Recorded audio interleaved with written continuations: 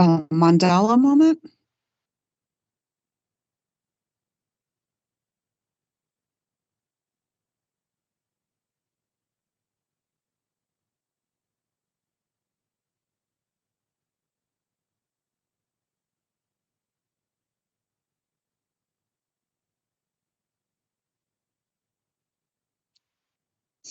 Welcome, everybody. Welcome to Mandala to Moments, a daily thought-provoking, soul-supportive moment of inspiration and love with Raven.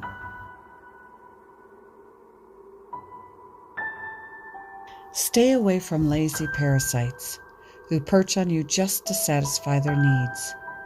They do not come to alleviate your burdens, hence, their mission is to distract, detract, and extract, and make you live in abject poverty.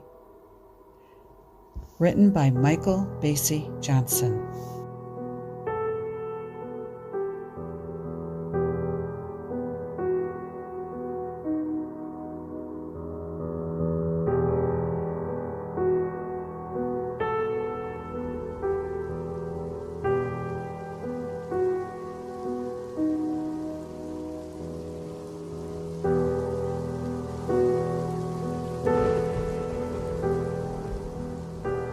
In this world, as it is reflecting, is the vile hunger of a self-serving, deeply perverse, ravishing greed. Written melodramas and active distractions are designed simply to dominate a world and all that lives within her fold. This deeply barren construct of mind is the unsufferable flares of sociopathy, separation from sanity, and narcissism, purposely driven from the ruling class into the overall fabric of society. Unplugged from love, those who we adulate into leadership and hold above ourselves as idolized lives are of the very parasitic energy of the narcissistic mind, interwoven with sociopathy and psychopathy at its core. We admire the very people that bind us to suffering, enslavement, and an exceedingly skewed sense of delusion and self-importance, even if we are broken. Beyond admiring, we support and elect the most damaged minds to lead our world because apathy has become our way of living our lives. We are enthralled with the sickened lives of those who entertain us with hollowed-out minds and hearts so lackluster for anything outside of themselves and their grand love of self that is born from a wretchedness within. The problem is that we are idolizing and following the very forces that oppose our sanity. We are reflecting through them who we are as a whole, what our society is built upon, the lack of character that we on the whole perpetuate. We have become droid-like, superimposed by synthetic emotions and synthetic thinking that is amplified by our devices, our disconnection from humanity, and a stark void within our heart space when it comes to love. We have become unplugged from love to be plugged into an AI system that is streaming endlessly through our smart devices, 5G system, and our minds, emotions, and soon to be our souls. To save ourselves and the future of humanity, we must return to love and the sacred space of us, we, brother-sisterhood, and the collective we are in tandem with the overused ideology of I am.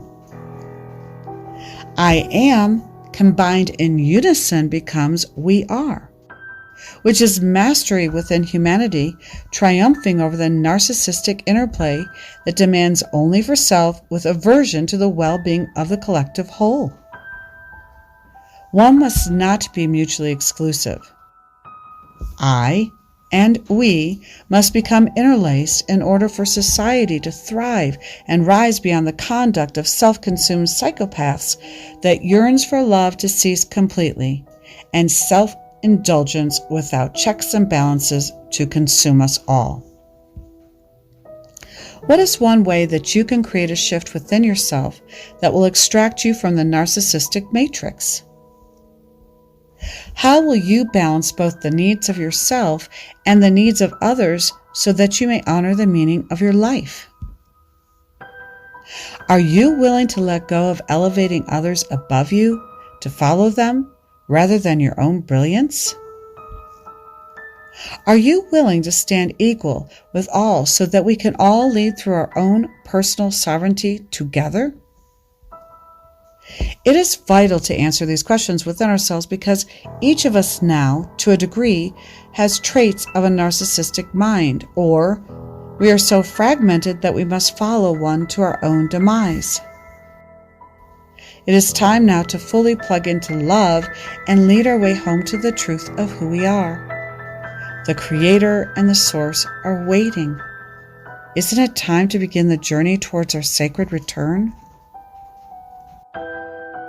If you are eager and are ready, I'll meet you there, gladly, on the other side of this narcissistic matrix that has spun us all beyond our dreams of love.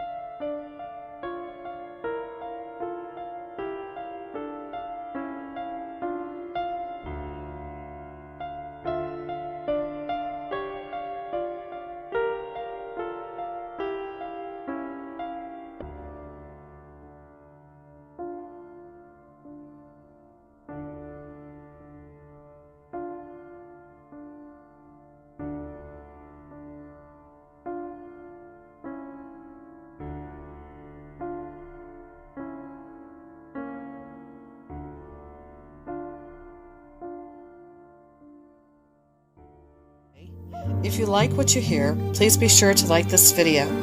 Leave a comment below and let me know what you think. Subscribe to my channel and go ahead and hit that notification bell so you never miss an update. See in the description how you can support my channel to grow, bringing you the best content that I can. Thank you so much for visiting and for your support. This is Raven White Dove signing out while rising in love.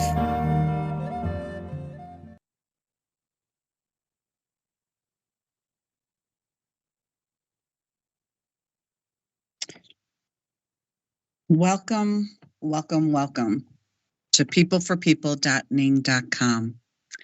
Hi, guys. My name is Raven, and I'm your hostess, and this is my show called Rantings of a Blackbird, Decoding the Nature of Reality from the Outside In. And this is my Thursday show where I discuss various interesting topics to dissect, decode, understand in a more unveiled way as we expose the many lies that we are under together that's holding us in illusion. Now, today on Rantings of a Blackbird, I'm going to do a bit of a change up, and I'm going to just share. I'm not going to do decodes. I'm just going to set my veneer aside, which I do have a veneer. I own it. And I'm going to go rogue by getting personal. I'm going to share about a part of my life experience that not only affected me profoundly, but it affected my family, it affected my health, and actually the way I live my life today. So I'm going to get into my thoughts on the pharmaceutical industry, okay, and the harm that using allopathic products and methodology are, not only in physically damaging our health, but how it can oftentimes damage our minds and even be soul destroying, depending on the drug, the person, the situation. But before I get into all of that, I do want to go ahead and I want to thank PFP for allowing us this space and this time. Gaz, my producer, and VR moderator. Together, they make this thing happen. So let's give them a big thanks, a big shout out. And please note that peopleforpeople.ning.com is volunteer run and supported. So if you can, give a donation to help PFP stay on the air, uncensored. Big word there, uncensored. bringing you all great content each day. So the donate button is at the top left of the page. So just drop off a few bucks in gratitude on the PFP site, or you can do a subscription on the Rumble site. And I want to just get a bit of business out of the way before I get into it. So I want to let you all know that with a heavy heart, I've decided to let my Friday night show go. I have to tell you, I struggled with it, but it saddens me, but I had to, because it's springtime and I'm still building on the house, and I've got to get the gardens, up. I've got a lot of garden space, and I've got the ranch hardcore. So, doing 2 presentations a week was just, plus the podcast on Sunday, it just was very big for me. So I was thinking of bringing people in and doing interviews, but I found that was a struggle to get people on board. So I just decided for at least the spring and the summer to just drop it down to 1 radio show a week. Okay. But you can still find me here on Thursday. I'll be here. And of course, my blogs and my podcast. Okay. All right. So next slide, please.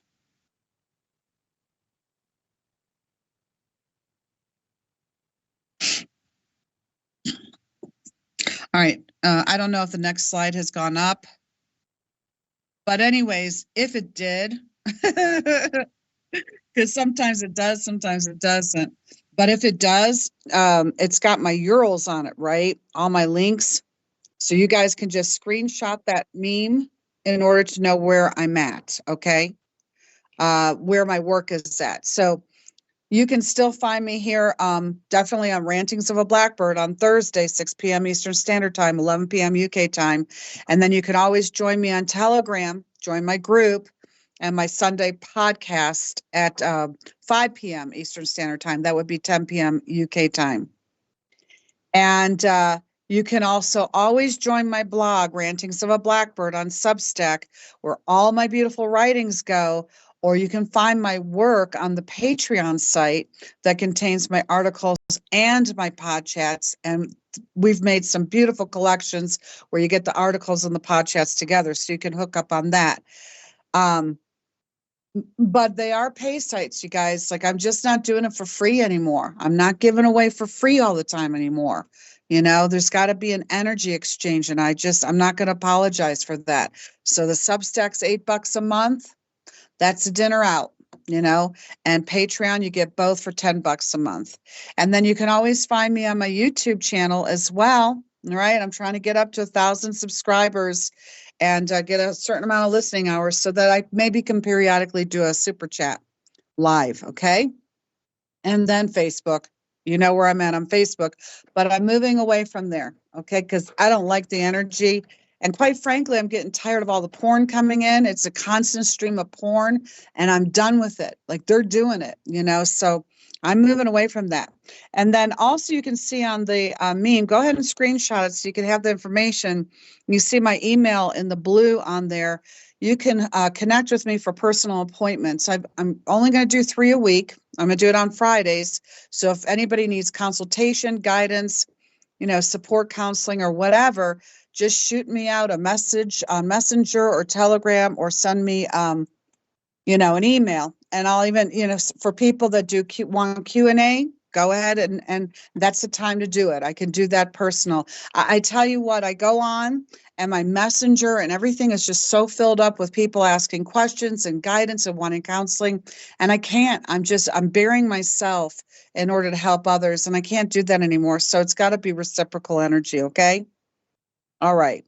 I'm glad that we understand. So, and please understand, okay, for me. All right. Thank you so much. All right. So let's go ahead and let's get into the topic. Let's go ahead and do the next slide, please. Okay. And I'm going to get into the topic. Tonight's topic is called The Needle and the Damage Done, a bird tale of a life of a rising sun.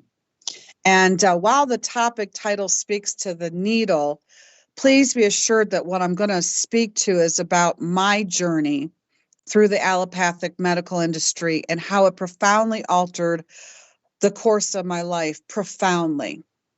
Okay, now my title just spun off of Neil Young's song, The Needle and the Damage Done, which is a great song. I love that song. But in this particular topic, where the needle has a great importance in the storyline, there's so much more to it. Now, I was going to have a guest on, but the guest kind of just disappeared. And then I went for another guest, and that person just disappeared. And then another person I will have on who came and approached me, I'll have on another show. So this one just kind of ended up here in the pocket of the bird. And so I thought about it long and hard. Do I want to get this vulnerable? Because I don't like that. I don't like that feeling of being raw and vulnerable at this level. However, I got to thinking about it. I put it before my tribe, my people. I got a lot of feedback that it might be useful. And I got to say that in the end, what made me decide to go ahead and put it out there was, if I can just save one child, if I can save one person from the heartbreak of what I've gone through, it'll be worth it. It really worked, because every life matters, right? Every life matters. So tonight I'm going to address vaccines. I'm going to address antidepressants, benzodiazepines, and opiates, while having a short look at the pharmaceutical medications that have really infiltrated societies and our homes at the greatest detriment to our health, particularly over the last, I'd say, 50 to 75, 80 years, right? Because the psychotropic drugs really came onto the scene in the 50s. And so we're going to take a look at all of that, and I'm going to do my best with the time that I have tonight. Okay, next image, please. Now, I'm just going to give you all fair warning here. I personally might get emotional. I don't even know if I've got tissue here, but I might get emotional. All right. And if I do, that's okay. Because you know what? I tend to be more of a stoic person. And I know that. But when I do share, it does bring up emotions. And so I'm going to look at this in a way that, in two ways. One, that my sharing may hopefully assist others. And I'll look at it, even though this is not the reason why I'm doing it by any stretch of the imagination. But since I am doing it, I'll allow for some healing for me too. So if I get emotional, just sit back and let it be, because I'm human too.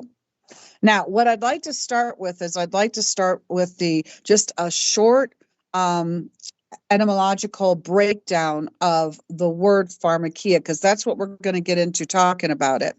So the word pharmakia is an abstract noun meaning sorcery, magic, and the practice of magic arts.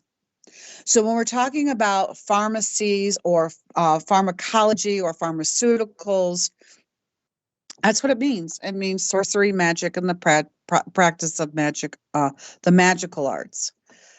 And the word pharmacy in medieval Latin is pharmacia, and in Old French, it's pharmacie with an F, not a PH, but with an F, F-A-R-M. So like the Greek pharmakia, all mean a healing or harmful medicine, a healing or a poisonous herb, a drug, poisonous potion, a magic potion, dye, D-Y-E, a raw material for physical or chemical processing. So if you look at the original spelling, F-A-R-M-A-C-I-E, you see the word farm as in farm animals, or where we keep livestock and grow food. And that spelling shows clearly that pharmacology is the greatest way they make use of the farming of the electromagnetic seas, which is what we live in, that they farm animals and humanity, those that are running this realm. And by the way, Wasn't that a great mandala moment? Okay. You can always go to my YouTube channel and listen to those mandala moments. I have like 73 or 74 up. So that goes along with what I'm talking about, right? So when we're talking about the farming of humanity comes from the rulers that we give our power to. And the word potion, potion, is not unlike the word poison. In fact, the word potion in Latin is potio, which means to drink poisonous draught, related to potere, which is to drink. And that's why clean water is called potable drinking water off of potio or potion or poisonous draught, just so you know.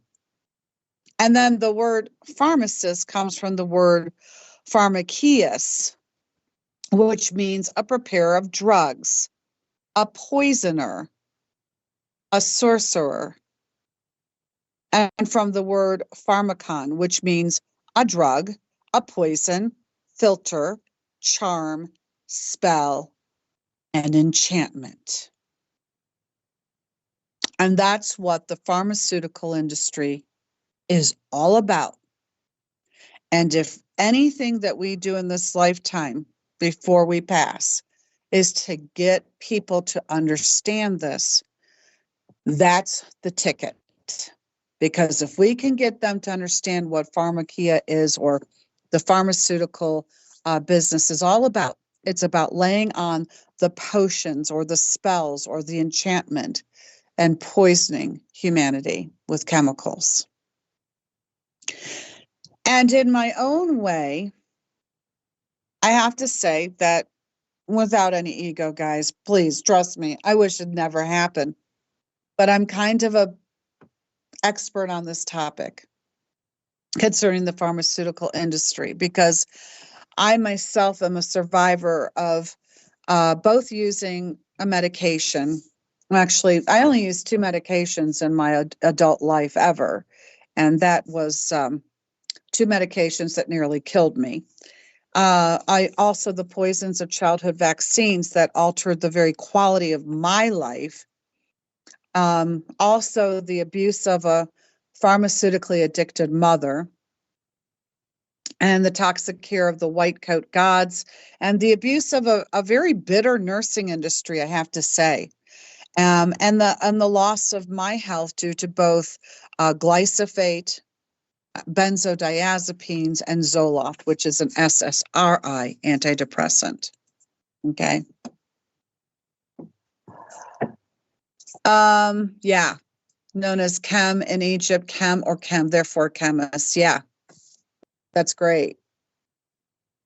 Yeah, well, pharmacy does come from that. And interesting that you bring that up. Pharmacy comes from chem, but it does. And actually, next week, next Thursday, I'm thinking about doing an entire show on decoding things like pharmakia, but a full decode, also on morphine, also on AstraZeneca, Moderna, all sorts of things. So I'm thinking about getting into it so that I'm doing a follow-up to this show, because you're absolutely correct on that.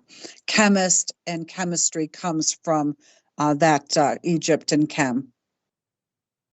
So thank you for that. Okay, next image, please.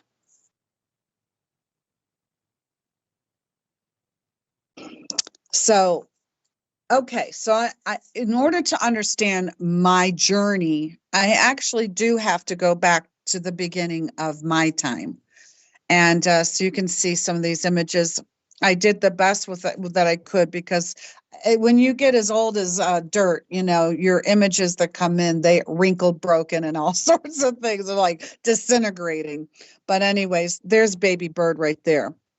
And I'm going to go back, and I'm trying to make that part of it short, but it is part of the story that's important to have people understand why I'm so dead set against pharmacology.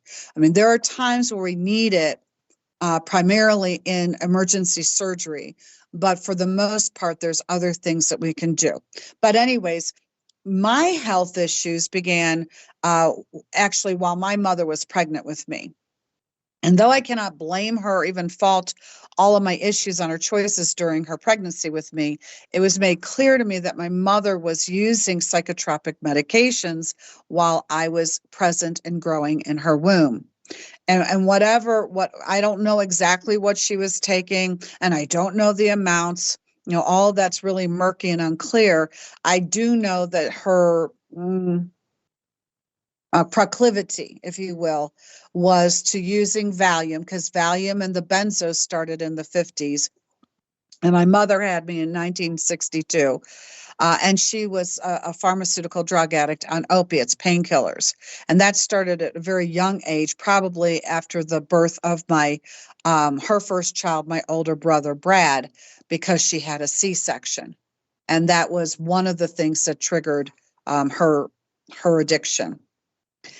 And then, but also there is a blood type factor that presented itself in her 7th month, which precluded me to having to be C-sectioned out in emergency surgery to save her life and possibly mine. And it was upon delivery that they discovered that not only was I born with marginal amounts of blood requiring immediate transfusions to resupply, I was also born with a very rare blood disorder. So we had a mismatching of blood. I had a blood disorder going on.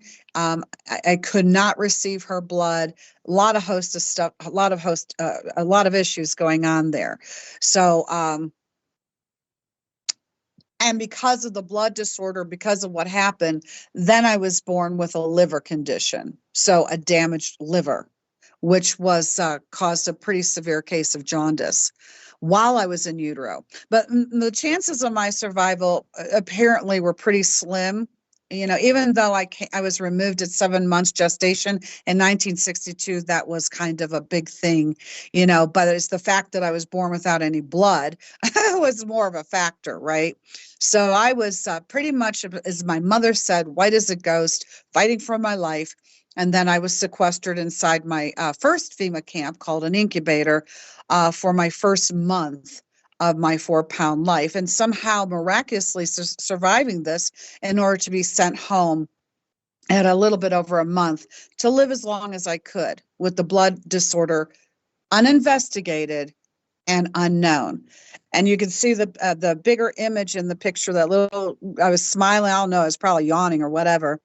But that was, as soon as I came out, they dressed me and they put me on a pillow after I got out of the incubator at a month old. And it was a standard pillow for them to photograph me. I was really, really tiny. So that's my cute little self there. Okay.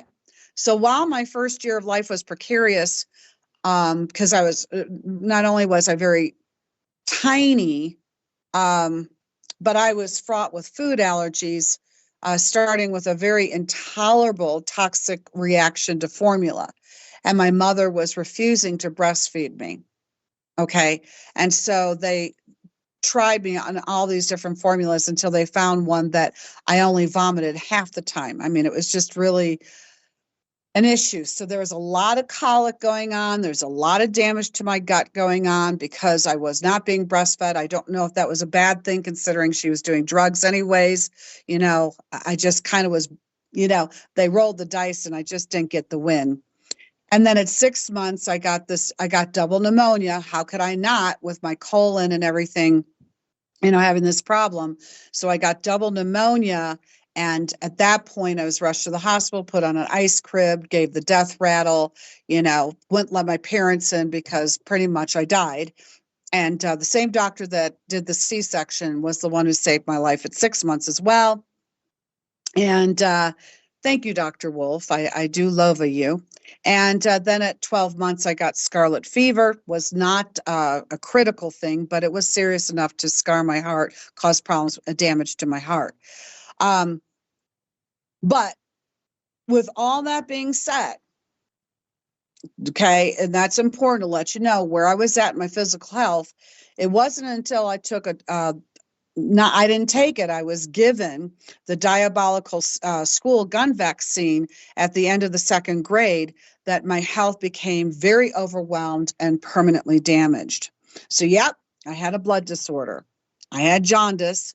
and I had some serious liver issues. But overall, I was otherwise a normal, healthy young child as long as I maintained a certain lifestyle. I was very thin. I was very sallow yellow, which was ordinary, and the jaundice passed out of my skin around 7 to about 12 years old. It finally left. And the pneumonia and the scarlet fever left my heart and my lungs weakened and some scarring on my lungs. But overall, my health seemed to be okay. So I was one of those kids. I was really introverted. I was a quiet child. I didn't need a whole lot of entertainment. I was really great in my own company. I did my art. I did my reading. I lived in my own world, doing my own journeys. And the one person that was the most important to me was my brother. So we would go and play and have fun and climb trees and do everything that any child would do. But I was really okay just to be in my creative essence. And so it seemed to me that my mother, who was allegedly supposed to be raising me, and my father, nobody paid attention to what should we do about this blood disorder. Everybody seemed to forget about that. And that was a big mistake. Okay, next image, please. So in 1970, when I was about 8 or 9 years old, I'm like every child in the U.S. schools, or maybe it wasn't all over the country. I don't know. But I do know that it was in a large part of the country where they just took all the children, no matter what the age was, lined them up in the hallway, single file. They took out the gun and they got us in the left arm. And that's, when you see the scar on the top of our arms, it's from that school gun. Okay. And I just have no idea what vaccines they injected. I was once told that there was about 30 different diseases given to the children around the U.S. during this time, but the net has long been scrubbed of that knowledge. I can't seem to pull it up now. And parents, they just ignorantly complied, with the government's request to inject their young children with a variety of diseases under the premise of present and future health. But it was the farthest thing from the truth. It was all experimental. It was all experimental. It was Nazi Germany in the American schools. I don't know if they did it in Europe. I don't know if they did it elsewhere. I could just talk from my own experience. And so after I received the gun vaccine booster that scarred my arm, my generation's arm, and the country itself for life, because you can't do that to a generation of children and not scar the entire country. Because what you have is you have children that grow up to become very ill adults. And I had a whole lot of symptoms that I was left with that just made my 9th and 10th year an absolute nightmare of failing health. For instance, the first thing that went on me was I couldn't hear certain tones. Like my hearing just like I was underwater. And so I told my mother that I couldn't hear as well as I did. And so she carted me off to the hearing doctor who did the testing and told her that my hearing was just fine and I was a hypochondriac. But I wasn't. There were certain tones that I couldn't hear. And it was noticeable to me. And my eyesight diminished. I had 20/20 eyesight. It diminished. I didn't need glasses. Both my hearing and my eyesight eventually corrected itself. But it took a period of time. And the moment I heard the word hypochondriac was the moment I shut up, because that's a word I didn't appreciate, because I wasn't making anything up for attention at all. Okay.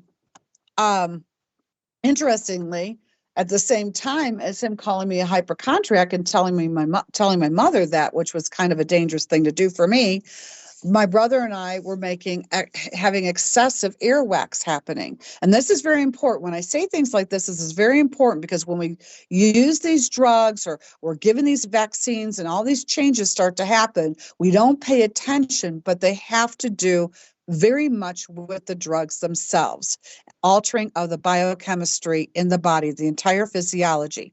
So suddenly now we're making excessive earwax, and we have to keep going to the ear doctor to have our ears drained. But there was nothing that happened. I was just a hypochondriac. Meanwhile, my brother was 3 years older than me, and he got the same shot at the same time. And he had fallout too, because suddenly he came, let's see, I was 8 or 9, so he was 11, and he came down with mononucleosis. In fact, the whole school came down with mononucleosis. How does the school come down with mono? Especially children that aren't having sex or kissing. We're all in elementary school. And back then in the 60s, we were not doing those things. We weren't all kissing each other. So there was no reason for us to have mono, and nobody can figure out why that happened. But he had it, and that caused him to have chronic tonsillitis, and he had chronic headaches from that point forward, but nothing happened. Meanwhile, that same year, right afterwards, I came down with what they called, I can't remember if it was the Hong Kong flu or the Russian flu that they titled it. But it certainly didn't come from America, the government of America. It came from Hong Kong, or it came from Russia, which was just stupid. So here I am in bed, sick, but sick to the point where didn't know who I was. I didn't know where I was. I was disoriented. My fevers were spiking 106. I was vomiting. I was urinating in the bed because I didn't know if I was standing, if it was in the bathroom. I didn't know. And I was pretty much just laying in the room by myself, so ill, with nobody to tell me what was going on in my body. They just called it the flu. Well, it wasn't. And it happened twice that year. So that year I was out of school for almost, I think, about 5 or 6 weeks. And my brother only had one of those bouts of detoxification, because that's what it was. It was my body trying to throw off and deal with the toxic load that was given from the vaccine, but we didn't know that back then. And to this day, you remember those cracker cookies, those cookies that were pink and they had that pink filling in it? It was horrible. That's the only thing I can eat at the end of the second week. And to this day, I can't even look at them without feeling sick. That's how much it took out of my body to deal with this. Meanwhile, I don't know, you can't see in these pictures, maybe you will along the way, but I had very thick and a beautiful wavy brown hair. My hair turned very thin. It became straight. I was losing hair at that age. I lost a lot of my eyebrows. If I wasn't sallow and jaundiced before, I had become very yellow, very white, very sallow, with very deep dark circles underneath my eyes. I was never a big eater as it was, but I lost interest in food, and I was already so tiny. You can see in these pictures how little I was. It brought on depression that I didn't understand, because I was definitely not a depressed child whatsoever. Quiet, yes, but depressed, absolutely not. And another thing that happened is I started to crave smoking. And yes, everybody in 19, I think this was 1970, and everybody was smoking in the house. My mother was a big smoker, but up until that point, I didn't like the smell of it. I didn't care about cigarettes, but I started to crave it. And then I started smoking at about 10 years old. But what I started to do is eat paper. And I would crave eating paper. That's one of the symptoms, and that shows, and I didn't know it because I was a child, but it shows a mineral deficiency when children or people start to eat paper and that sort of thing. And at the same time, I started reacting to things. I started reacting, like if I opened up a telephone book, the ink off the telephone, out of the telephone book, or the paper. Back then you only got, you went to the grocery store, you got your groceries and garbage and the brown paper bags. And so I was reacting to that because it's got glues in it. And I was reacting to lilies. And that's a very hard thing to do. You're eating paper, but you're reacting to paper, and you got to go to school and use ink. And I was reacting to ink. So became a very big issue for me. And another thing that happened was I had my mother, I don't know why she decided, it was not the smartest, brightest thing for her to decide on, but she wanted me to start getting prepared for orthodontal work because I had a very small face, a very small oval face, and my teeth didn't fit into because my teeth are actually the size of male teeth, but so they weren't fitting properly. So she decided I needed to go to have surgery and get all my baby teeth taken out.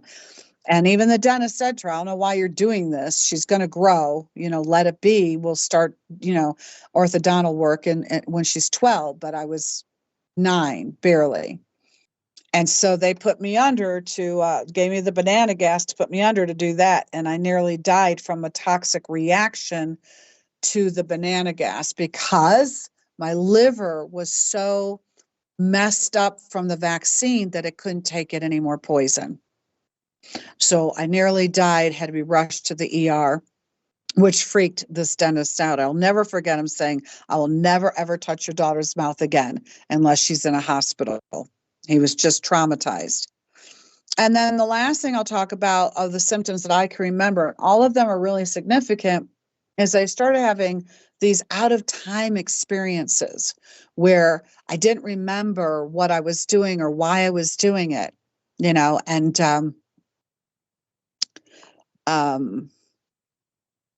so this is a very hard topic for me because I remember sitting in the 3rd grade and I love my teacher. I just changed school. She's a wonderful teacher. And I asked her to re-explain a math problem that I just wasn't getting. And she was great. She turned around, she put it back up on the blackboard. I was sitting there, I was watching her. And the next thing I know, I'm hearing children laughing and giggling very uncomfortably, but laughing at me, and the teacher calling my name and very angry at me because I had decided in one of these states to get down on the floor and clean out my desk. Remember the seats that you had the table and then you had the desk underneath your seat? And I decided I'm a kind of a Felix Unger person as it is, and I just got down on the floor to clean it out because some part of my brain told me it needed to be straightened in the middle of class. I don't remember having that thought. I don't remember getting on the floor. I don't remember cleaning it out.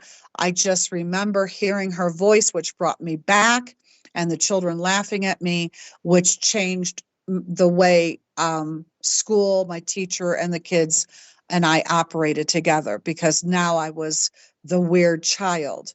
But what I learned when I finally found a doctor who actually knew something, which I think I was 39 then, and I told him about it. He goes, those are called seizures. They're absent seizures. And so I was having them. I remember having 2 profound episodes, but I was having them rather consistently. And after the second episode, which happened at my home, with how I was treated at home, I was abused for it. I learned not to ever talk about it again. So I was then trying to get through that kind of situation by myself as a little girl, and not talking about it, not sharing my fears about what was happening to me. And all I can say is I just thank whatever happened in my system to rebalance and restabilize so that stopped happening for me. But I will say this, and all of you out there, you can raise your hand, you can put it in the chat. Did you ever have feelings of deja vu? Because I felt like I was always living in out of time experiences, like one foot in this reality, one foot in a different reality, having all these deja vus, right? And when we think, wow, we're tapping into simultaneous realities, or we're tapping into this, or we're tapping into that. Well, you know what? I'll tell you what. I did some research because I was always big. They were so baffling to me, and I was riddled with them, absolutely riddled with them. And I thought it was just me having these spiritual experiences. But it got to a point where I think it was about maybe 2 or 3 years ago, I did some research on it, wanting to understand. And it's actually a halo effect of vaccine fallout.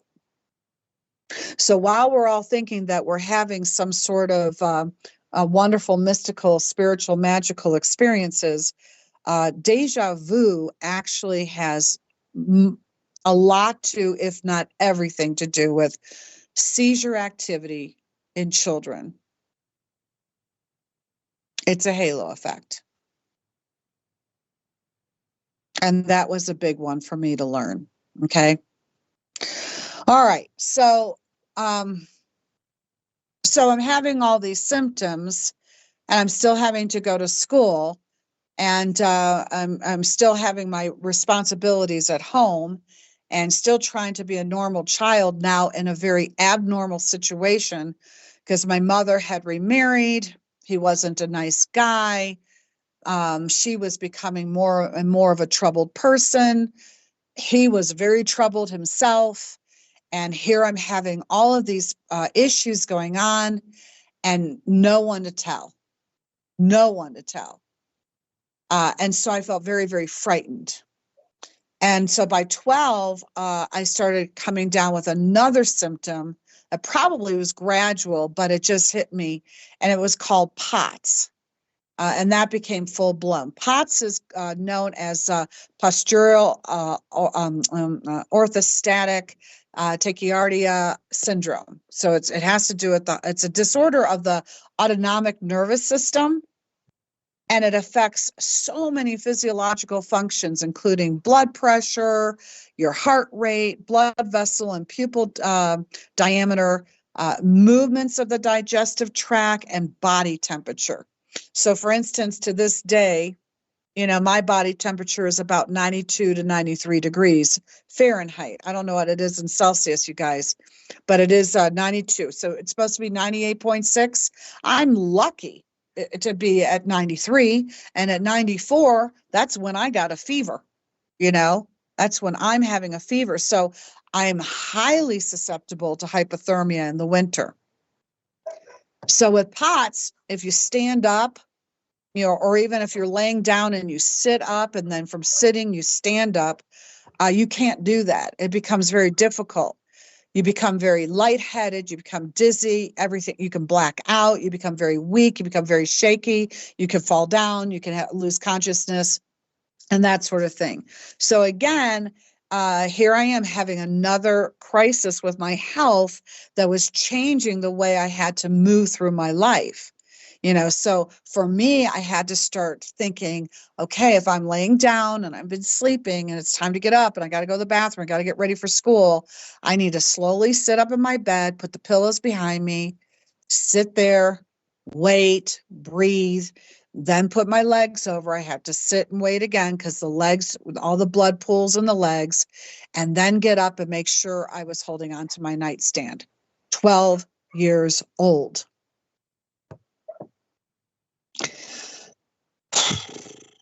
Okay. So at the same time, around that same time, I started suffering hypoglycemic episodes. But again, I don't have names for all of this, but I don't dare tell anybody, because there's no way I'm going to another white coat and I'm going to die, almost die in the dental office, or I'm going to be told I'm a hypochondriac. So I'm not going to tell my mother, who was a terrible, terrible mother. Wasn't going to do that. So I'm not very interested in food, but I was growing very weak. I was having these hot flashes whenever I would eat. At times I'd black out. At times I would be sitting at the family table and feel like if I don't get out of the chair and lay down immediately, I would pass out, which was a no can do in my family. You didn't do that. You sit there until that food is done, you eat it down. And so I was really, really struggling with all these symptoms that I was having. And at times my mother would ask me and I would tell her, and she would just, oh, it sounds like you're hypoglycemic, you'll be fine. And it's like, Mom, what 12-year-old has hypoglycemia? Don't you think that requires some sort of attention? But it didn't. And so for me, my stepfather actually was, he worked for General Foods. General Foods makes what is it called? I don't know. They make he worked in the division where they made all the they had all the Pop-Tarts, and they had all the cereals like Fruit Loops and Count Chocula. I can't remember all of it, but all that shit was in the house. Like, that's the stuff he brought home. He worked in in the business end of it, but he always brought home all of this food. So you got all this sugary food. Well, I couldn't eat it. I was reacting to it, all the food dyes and everything. And so I couldn't eat it. And then at school, all they had was industrialized food, and I couldn't eat that either because I was reacting to all these toxic foods. Why? Because my immune system was compromised, and so I was a hypersensitive. So I was reacting. So then I wouldn't eat in the morning, and I wouldn't eat in the afternoon. Okay, and then though my mother, I have to give her this prop, she was great. She had a lot of whole foods, and she would cook. But of course, at the same time, you had your TV dinners. Remember when they brought the TV dinners out? What else did they have? They came out with the cans of ravioli and all those foods. So if mom didn't feel like cooking, those were the things that you went to, and I couldn't do it. Like, there's no way I could eat any of that crap. So I just stopped eating, or I'd make a bowl of popcorn. But what I tried to do is I just tried to avoid food as much as possible. And I have to tell you all, as much as that sounds pretty tragic, I didn't necessarily feel it so terribly because I wasn't into food, but probably the detoxification by not eating was advantageous to me. It was helpful. Because if I had been a big eater and stuffing my face on all this junk food, I probably would have been a lot sicker than I was, So for me, if anybody put fruit in front of me or vegetables in front of me, I would eat it. Okay, then I would eat. But the biggest issue that I had was that my physical energy just really plummeted. And it just went into very low levels of being able to move around and navigate. And you have to understand something. My father, very athletic man, playing on the baseball teams and all sorts of things he was involved in. And my older brother, Brad, he played soccer for the school. He was a great soccer player. He was a phenomenal cheerleader. He actually was a male cheerleader, very strong. Very athletic. He played all the sports, and I too was very athletic. But these low levels of energy just kept bringing me down. It just was degrading my health, and it was very, very hard for me to deal with that part of it. Because when you're a kid, your mind, you want to go, and play and do things. And so between the ages of 2 and 6.5, I was raised by my maternal grandfather. And there was no all this medical intervention. There weren't these vaccines, just good whole foods and good living and a kind grandfather. And life was very nice. And so my health was really normal. And but again, like I said, when my mother married this guy at 7 and took my brother and myself away, that's when everything started to spiral out of control. Meanwhile, my mother was very young. She had me when she was 21. The man she married was a couple of years younger than her. I was 7, so she was 28, so he was 26. And that's when they got married. So they were pretty young, very, very self-absorbed. They both had their own mental health issues. I don't know what his was, and I don't care. But my mother had some very deeply embedded health issues, mental health issues, such as anxiety. She had anxiety disorders. She had panic attack issues. She had borderline personality disorder with very consistent growing narcissism. And she had a very rare syndrome called Munchausen syndrome. And I don't know if any of you know what that is, but that was very hard on me. See, I'm getting emotional now. And because of the borderline personality in the Munchausen's, she had a pharmaceutical opiate addiction. I really think it got triggered, like I said, after the birth of my brother. But once it was triggered, it was a lifelong situation. And her drugs of choice were Percodan, Percocets, Darvocets, and Valium, which is a benzo. So due to that Munchausen syndrome, what that caused for her was an endless haze of drugs. She had Munchausen syndrome, meaning that she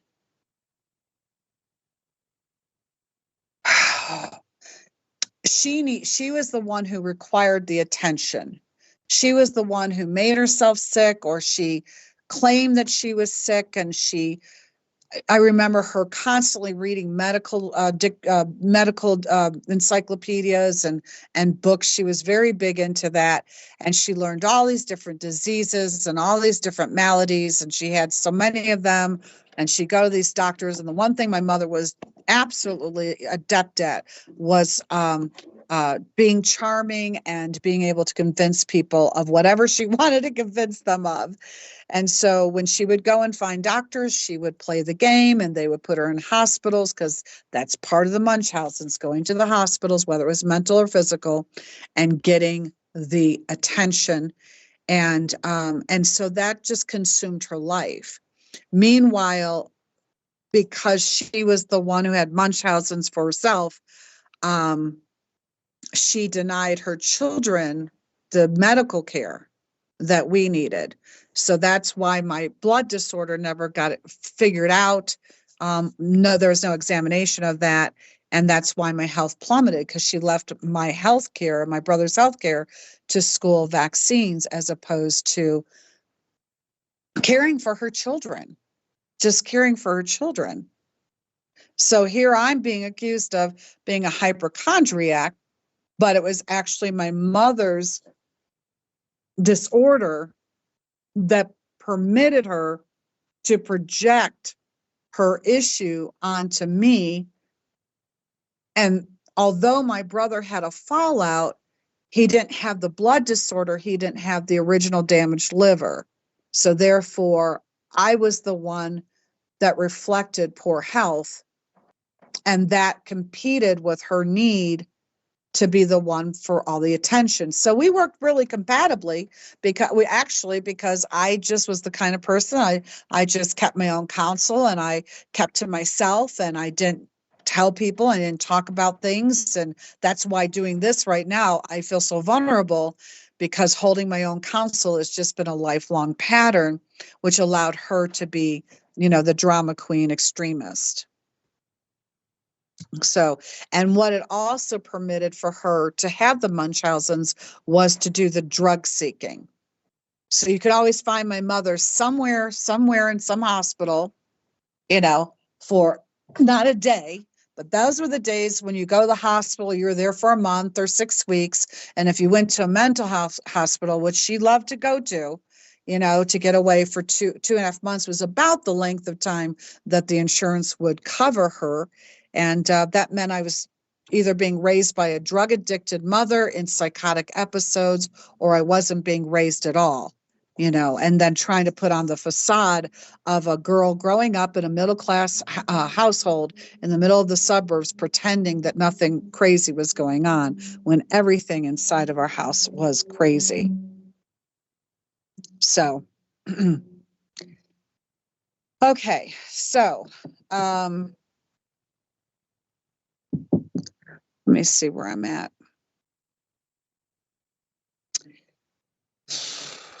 I don't know where I'm supposed to go or how I'm supposed to talk about all this. This is not my cup of tea. I think it's just really important for me in all of this to really present that we don't know what's going on in the children's lives, and the government schools, the governmental systems, the medical health care, none of that takes into account each individual child, you know, what is the blood type of the children, what is the gender of the children, what's the ages of the children, you know, and what preconditions do they have? Is there something going on, you know, inside of their bodies that would be triggered and cause extreme harm? And this is one of the things that I want, and I'll probably get back to this because this is one of the things that I want to talk about. Also, I'm going to be real honest here, and this is where I'm going to get sick to my stomach and sharing, but I'm going to do it because I need to learn how to do these things, though I don't like it. But when you're raised in a household where there isn't stability, there isn't balance, you know, inside the household, when you don't have active parenting, when you don't have healthy parents, when the minds of the parents are crippled by something else going on in their life. You know, I'm now older, I'm 61, so I can look at my mother's life with great compassion and great understanding for her journey as a human being and as a woman, as just a person that just was very underdeveloped and very toxic, also raised by a mother who was extraordinarily insane as well. I mean, my grandmother was so nuts, so troubled, and I don't have a whole lot of compassion for her, that at the age of, I think it was 5, I denounced her as my grandmother, and I just declared this position to my grandfather that she was not my grandmother. I did not like her. I did not want to be around her. And that was it. I'm calling her by her name. And my grandfather just looked at me and he thought it was the most marvelous thing, but that I would have that kind of chutzpah. But nonetheless, you know, you have this generational stuff going on. And so I can look at it and I can appreciate and I can understand where my mother struggled. Okay. And where maybe my mother was pushed into having some sort of these mental health issues. You know, she was obviously a much more fragile person than I am. But I do remember that when this happened to me, and I had a mother with Munchausen's, and I couldn't go and say, Mom, these are the things that are happening to me, and I'm not really sure about how to handle it. And you just have to kind of get really introverted and go in and start taking care of these things yourself, which you can't take care of because you don't have a frame of reference. Now, that's just me, but there are so many other children having similar experiences in this world that they can't go and talk to their parents because the way their parents handle things is beyond abusive. So it's one thing to neglect somebody, which, by the way, neglect is a very, very potent form of abuse, very potent form of abuse. And people underestimate, oh, you were just neglected. It's okay, but at least you weren't hit or anything. Abuse is so potent. Like I was a child who was very neglected. And then at times I was also physically beaten. You know, I would rather take in the beating than the neglect. So you just kind of have to weigh in on what is harming these children, you know, but I remember, you know, having this dream, and I'm going to an experience. I remember having this dream where I was sleeping. It was at night, and I was asleep, and I was having a dream, and I was dreaming of a child coloring inside the drawer of my beautiful desk. I just got new furniture. It was gorgeous. It was yellow and soft and beautiful. And my bedroom is gorgeous. And I love my furniture.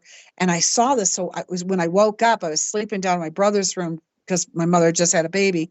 And I ran up to go check, and there it was, all this coloring in the drawer. And I'm like, what the hell? And I was so overwhelmed because, again, I'm a Felix Unger. Everything had to be clean and in its place and, you know, tidy and that sort of thing. And I went and I told my mom, oh my God, what somebody, and she came and she looked at it and she goes, well, when did you do that? And I said, I never did that, but I had this dream and I don't know what happened. And, and then I came up and I saw it and she was thinking I was lying and I wasn't lying. I don't know who did it and I didn't know where it came from. And I knew that my brother had his bar mitzvah, a couple weeks before, but then I knew that I'd been in my drawer and didn't see it. So I was really confused. And quite frankly, I just told her as I was getting the sponge and go get the Comet and I was going to clean it up and I was going to wash it out. But I just thought I'd better tell her in case somebody did that, and I was confused. Like I was so frightened.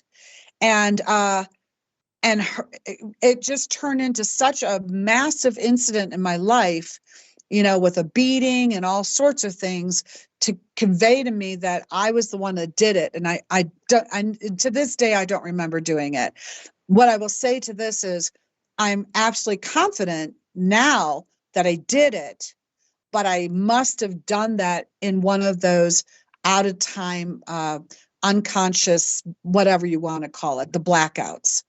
And at that point, once I got the beating from hell, that I learned you better be quiet, you better not say things, because what you're going to do is you're going to be hurt. So for me, I just learned that I needed, because of my family dynamics, I needed to just really stay very self-contained, and not share anything. And it became such a thing that I didn't tell my father and my stepmother. I didn't tell my grandfather. I lived in a different state after she got married. So it wasn't like I could go to anybody and just say, oh, here's my auntie, or here's my uncle, or whatever. I just couldn't speak. It was just my mother, my brother, myself, and this stepfather situation. And so I just grew very contracted. So now I have all this stuff going on that was huge inside of my body, exploding. And at the same time, I was beginning to evaluate my life and make decisions about my life and who I am and who these people are. And I knew that these people were very scary people to me. They were very scary people. Okay, they used physicality as a weapon against me, but they used psychological accusations, and it was abuse on every level. So I just learned that they weren't safe. Then I learned that was family, and then I learned doctors aren't safe because they do these things to you, and they tell people lies about you. And my evaluation was that no one cared about me. That was my evaluation, that nobody cared about my health or my happiness or my thoughts or how afraid I was or whatever. I evaluated myself against in relationship to the world, and I came out on the short end of the stick. I was not lovable, and I was not worthwhile, and I was not redeemable. Okay. And although I love my father very much and I love my grandfather very much, and I bet if I went to my stepmother, who was really young, she was much younger than my father, and she had her own 3 children, I think she would try to understand and try to listen, but I don't think she would have had I don't think she would have had anything to look at. She wouldn't have anything to weigh anything against to help me with, because my problem was quite unique in terms of my family. Okay. So I just learned to be quiet. That way I wouldn't get hurt. Okay. And I will have to say that, like I said, I outgrew the seizures. I did not outgrow the halo, the deja vu, until I was in my 40s. I've only had about 2 or 3 of those feelings in my late 50s, and they passed. So I'm really grateful for that, knowing that it actually has to do with the neurological system. Okay, next image, please. And just so you all know, I'm kind of getting very tight in my chest. So this is not easy for me. All right. So the next image will come in. I think I'll drink a sip of water.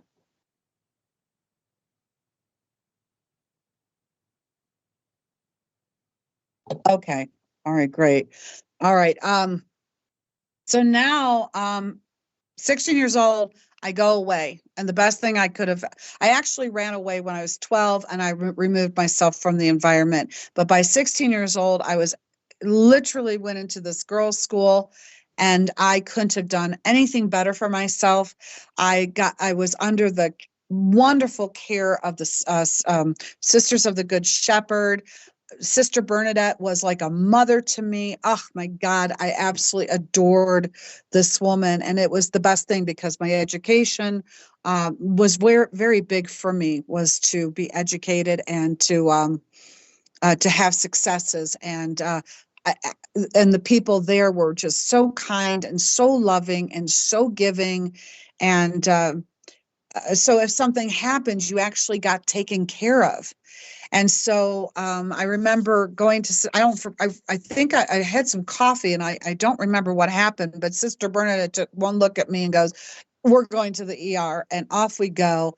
And they diagnosed me with a pretty intense heart murmur, which doesn't surprise me considering the scarlet fever. And so I was told to come off coffee, caffeine, smoking. And the big thing was not too much stress. And not to do school athletics. Well, that wasn't going to happen because I was very big into doing everything school athletics. So I was going to do that, but I cut back on my smoking and I gave everything up, or everything else up. And then at 19, let's see, I went home for a short time at 16 and a half, was there for a very short time, and then could not stay in that crazy house. They had moved from, I'm from Chicago. I grew up in Kentucky where they had moved to after they got married. And when I left the girls' school and went home to them, they were living in Connecticut. So I went to Connecticut, but I didn't stay for very long. By the time I was 19, I was back in Chicago and I was living on my own. I was alone in the world except for my boyfriend, who 2 days ago told me he has cancer, because we've been best friends for the last 42 years. So at that point, I wasn't living with my boyfriend. We lived a few blocks away from each other, but I had sustained some profound emotional traumas between in my 18th year, actually, and mental and physical traumas as well. And I'm not going to go into it, but it involved my parents. And these traumas triggered more health concerns. So when I talk about what causes ill health when dealing with people, people want to go, it's generally emotional, or it's poor eating. Everybody wants to polarize it. It's a multitude of things, absolute multitude of things. And so when I sustained these traumas, it literally just took all of my health down to the bare minimum, and I just could not. I was having trouble holding my head above water, because what happened was there's like 3 major traumas, 2 through my mother, 1 through my father, and it just literally just tanked my endocrine system until it started to go into endocrine, a form of failure inside my body. Okay, and this is a picture of me when I was 16 years old, actually at the girls' school, and I was doing fantastic. I looked radiant, didn't I? Okay, next image, please. Okay, so at 19 years old, I was putting myself through business school. I was working part-time. I had my own apartment. I was definitely struggling to make ends meet, or find anywhere to ground myself into, to have any feeling of safety or love. The world was really big for me. I'm a very introverted person. I don't have a lot of need for all the extracurricular things that younger people were doing, like going out and, bar hopping every single night and things like that. I was just kind of quieter. Not to say that I didn't like to go out on the weekends and dance and have a couple of drinks, but overall, I just was a very, um, I liked going out hiking, I was just quiet. But I was struggling because I didn't have the family. I kept myself at a great distance from the family because it didn't work for me. They were very unsafe. So I was just truly trying to find a place that I just could feel safe and I could feel loved. But I couldn't find it, and I wasn't searching that hard in all these external places. I was trying to find it inside of myself. But at this point, at 19, I started to recognize that I was reacting to a lot of things. I was having problems with different environments. I was starting to feel exhausted all the time. And all of a sudden, after those traumas, all those old symptoms resurged from my childhood. And, every one of those symptoms came back, including now premenstrual syndrome, which I never ever had. I was one of the girls that had it easy, but now I had that. You saw how slender I was in the last image. But I couldn't eat. I didn't want to eat. I was exercising all the time to try and build up energy, and so I was getting very anorexic, and I just couldn't get the energy up. I was trying. So finally, I decided, yo, Raves, it's time to go see a doctor. But I didn't like doctors. First of all, my interactions with doctors didn't go very well, and I watched my mother with all of her all of her hospitalizations. So the last thing I ever wanted to do is have anything to do with a doctor, a hospital, medications. I didn't want anything. But it was getting to the point where dragging myself to school and then straight off to work, I could barely walk. And here I am, only 19 years old. And I'm like, what the hell is wrong with me? So finally, I go to a doctor. Okay. I enter into the allopathic industry now. And so I went to this guy.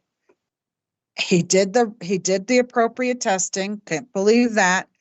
And he came back I got a diagnosis with chronic fatigue immune deficiency syndrome with POTS. That's the first time I had the POTS come up for me. I now look back that the POTS started at 12, but never was there a diagnosis of it. But now I finally got a diagnosis of it. Plus I had all of these food sensitivities that I couldn't figure out why I had. Okay.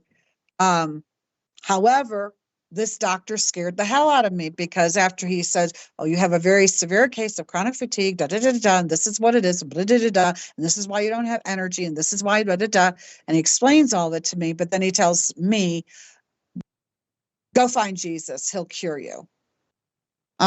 So I'm thinking, there's another lunatic. I don't know why I keep going these white coats. So here I finally trusted somebody, and thank God he didn't hurt me, but he was telling me to go to Jesus, and I just got really pissed off, and I said, well, I'm a Jew. I don't go to Jesus. And I stormed out of his office, completely resentful that now Jesus is going to save me. Drugs saved my mother. Doesn't anybody know how to do anything in this world like heal a body? So I just got very, very unnerved by all of that. Okay. So, so now at this point, I just was feeling broken. I just felt broken. Like, how am I going to work? I have this boyfriend. I really love him very much. I'm going to lose him if I can't keep the pace with everybody. I have to, and because of work and my schedule, I can't go out at night. I have to sleep. I have to rest. I just can't do the things other young people could do. And I was becoming almost a shut-in the moment my obligations were met. I had to pay my bills, and I started having these reactions. Like if I had sugar, I felt like I was so stoned out of my mind that I was expanding so far out of my body, and I'd cry and cry and cry. I'm like, oh, and if I ate salt, I'd be angry and I'd be contracted, and I felt like I would break things. And I'm having all these emotional things coming up only when I had these foods. And I had severe reactions to dairy. Why? Because I was born with a dairy intolerance, and so finally, I just decided I'm going to. I was in so much physical pain in my bones. I was so weak. I was just, the pain in my body was riddling me.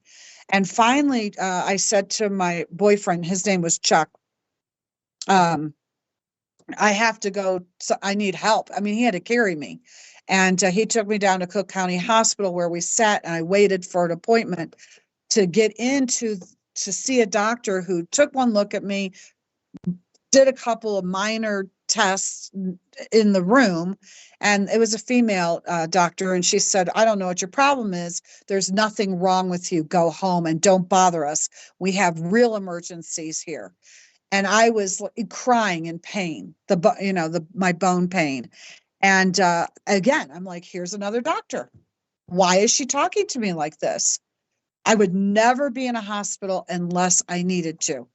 And I certainly would not be in a county hospital, where to me that was so dangerous to do, but I didn't know what else to do. And I was having these episodes where I would be eating and then my muscles would contort and I would have like MS symptoms, like multiple sclerosis symptoms, though I did not have the disease, or at least I didn't know if I did or not, which I don't, by the way. But my muscles and my legs would contort. I would be drooling like I had stroke. I couldn't talk. So I had all of these symptoms that were going on. And it was actually through, this is how terrible this country is. This is how terrible the allopathic system is. I'd go to the doctor for assistance, but they didn't help me. However, I'm reading a Cosmopolitan magazine and I read an article on hypoglycemia. And it was through that I'm reading my symptoms.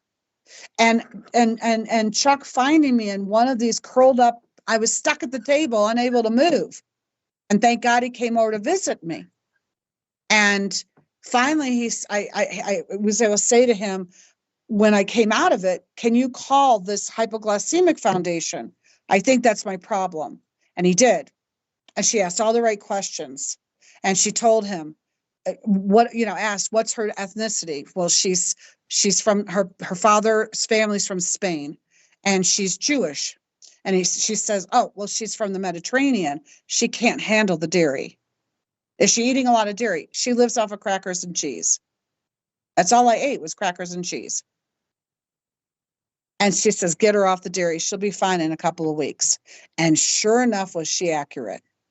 I was fine in a couple of weeks.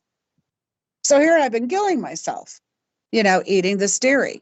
And you just don't know. So at that point in time, I got real busy. Like I started feeling a little bit better, got off the dairy, got off the crackers, started getting a little bit more whole foods into me. And at that point I said, okay, I gotta make sure that everything that I take into my body is clean and pure. So I got busy studying. I went to the library, started researching, I started reading books, started talking to people, and I gave up every bit of fast food. I gave up every bit of sugar, every bit of salt, oils, alcohol, cigarettes, dairy, caffeine, and I just ate whole prepared foods from that point on. Okay. Then I started doing better. And then for a while I became a vegetarian, and I kind of set myself back with that, but at least I was making some headway as opposed to what I was trying to do or what I was taking in when I was a student. And then I went on to macrobiotics, and macrobiotics I did much better on, if you all know about macrobiotics. But again, lots of grains in that particular dietary program, and grains I didn't do well with.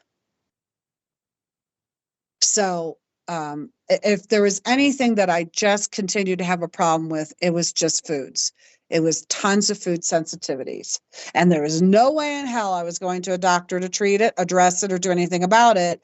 So I didn't. I wasn't going to take all those allergy tests and that kind of shit. I was just going to just start carrying my food around. I was going to do the best I could. I got a job. I started working at this one after I got out of school, and I totally forgot, and just started drinking coffee, started passing out again. Realize, oh shit, I can't drink coffee, and just kept writing myself till I figured out, the dance that I could live in or live with. But I have to say that, I was alone. I didn't have a mother or a father or an aunt or an uncle or anybody to go to. I had a boyfriend who was, he was, I think he's 6 years, let's see, I'm sorry, he's 7 years older than me, but he didn't know anything, you know? And so we're just trying to, how do you take care of this? Like, and I was kept thinking to myself, God, how am I going to feel when I'm 40? If I'm feeling this way at 19, 20, what am I going to do at 40 years old? And I just couldn't figure it out.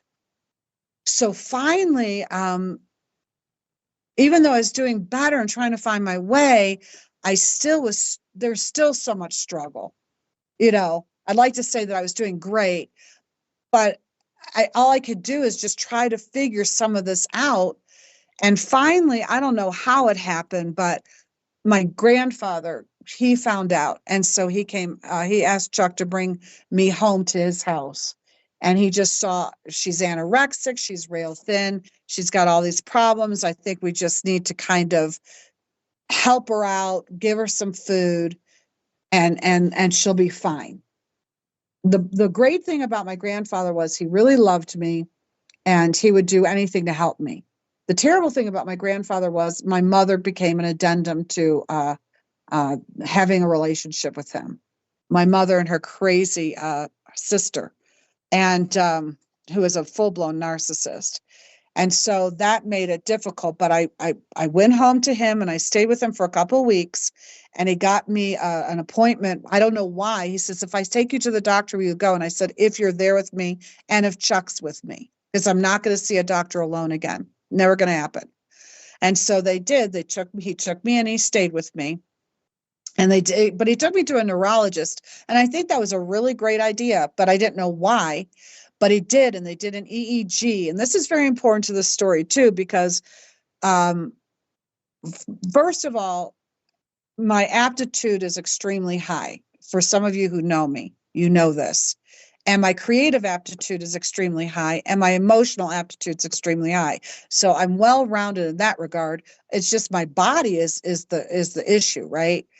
And so I didn't understand why he was taking me to see a neurologist, but when they did the EEG, they noticed an anomaly in the EEG showing that I had a front temporal lobe damage on the right side. And that is so telling. I could go in so many different directions on that, and I'm not going to. But again, a doctor, PhD, does this. He does the test. He sits down. Okay, we see that you have an anomaly. You have some right temporal lobe damage. We don't know why. We're not going to explore it. Just pull yourself up by the bootstraps. Get up. Get on with it. Get your life together. Stop complaining. And I'm thinking, I haven't complained. I just went to my grandfather. See, it is not safe to talk to people. And then he hands me a prescription bottle of 100 phenobarbital. Well, what's phenobarbital for? One of two things. It treats seizures, it sedates you, or it gives you a prescription to take your life on. So if there's nothing wrong with me, why is he handing me anti-seizure medication? So another abusive doctor. I think I win the prize of them. But see, I'm not the only one in the world that deals with it. It's just that I just don't turn I don't turn my back to it and say, oh, that, he's a man and he put on a white coat. And he's just an egotistical, piece of shit that thinks he's a god that's going to tell somebody, you got something wrong with your brain. We don't know what it is. We're not going to tell you. We're going to hand you this kind of medication, and we're going to send you home at 19 years old to figure it out again. Why you feel like shit even more about who you are. So I decided that I was just going to do what he said. And I didn't do it with a healthy attitude. It's just like, I'm going to go and do what he said, and I'm going to leave, and I'm going to just go home. And I'm going to go back to my apartment and go back to my life and back to my struggle, because I don't need this shit from these people. My grandfather is great, but he too is a lot like me, very stoic. He doesn't really want, but doesn't really want to talk about problems. And I didn't want to talk to him about problems, but I just absolutely needed to know what was wrong with me. Meanwhile, the front temporal lobe is wrong with me. When I did the research on it, it's the part of the brain that's deeply affected in all people who become, who have criminal activity or seizure activity. And I know for a fact, I can't say for a fact without tests in front of me, but I'm absolutely confident that happened from that vaccine that I took. I'm confident of it.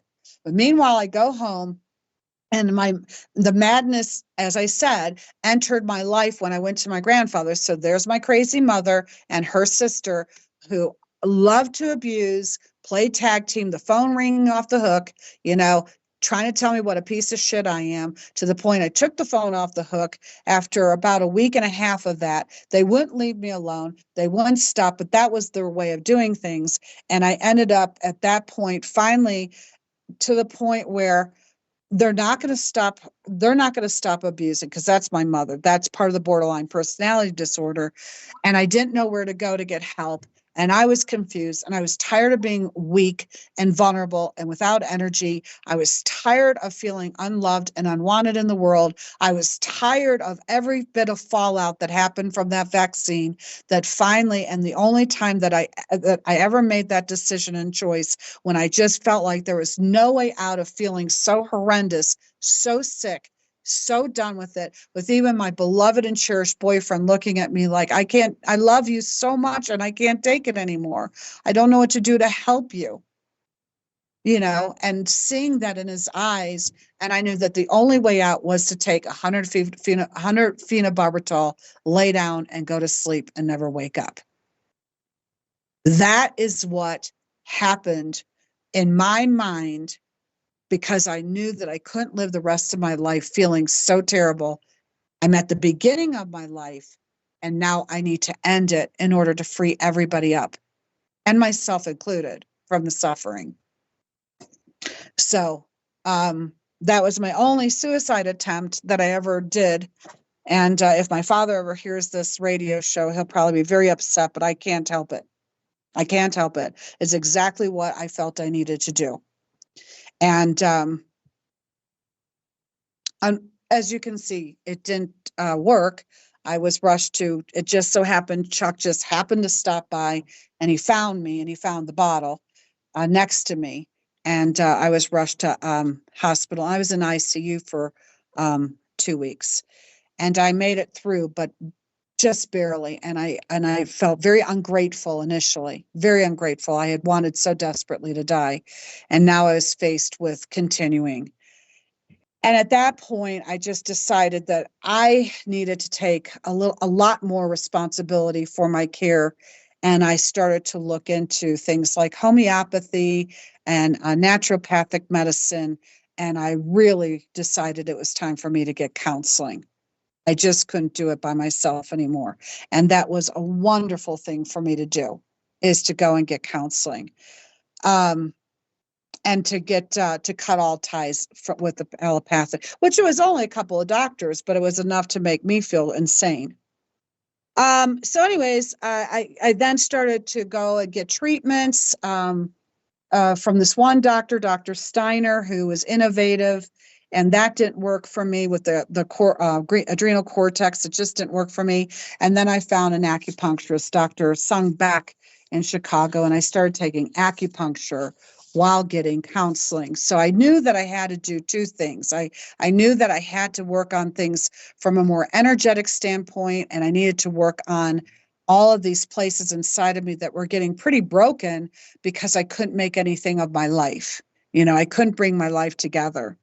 And I have to say that I'm really proud of myself, because it's something to be said when you're a young person alone in the world, and trying to figure things out, and you just decide, you take these negative experiences that you're having, and you, for me, I had to turn it all around. Every time is okay. So I didn't die. Okay. And when I came to in the hospital, when I came to, I think I was like out for, I can't remember the first week. And when I came to and I recognized no one called me, no one came to visit me, no one cared that I tried to even kill myself. That was a very hard bullet to bite on. It's still very hard for me to know that. Not even my boyfriend came. And at that point, during that time in the hospital, I decided that I had to get fully responsible. I didn't know how, but I had to get fully responsible for myself and figure it out. One way or another, figure it out.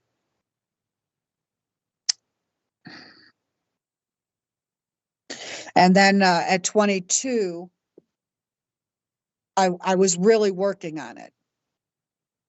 Struggling, but working on it. And then my brother Brad, he passed away from suicide. And that sent me into a whole nother reevaluation. I got on a train, I went to Santa Fe, New Mexico, the land of magic, and sat in the mountains and really started to figure out I needed to change a whole lot of stuff. And the first thing was eradicating me of my life, of my family. Just end it with them and just get really solid inside of me.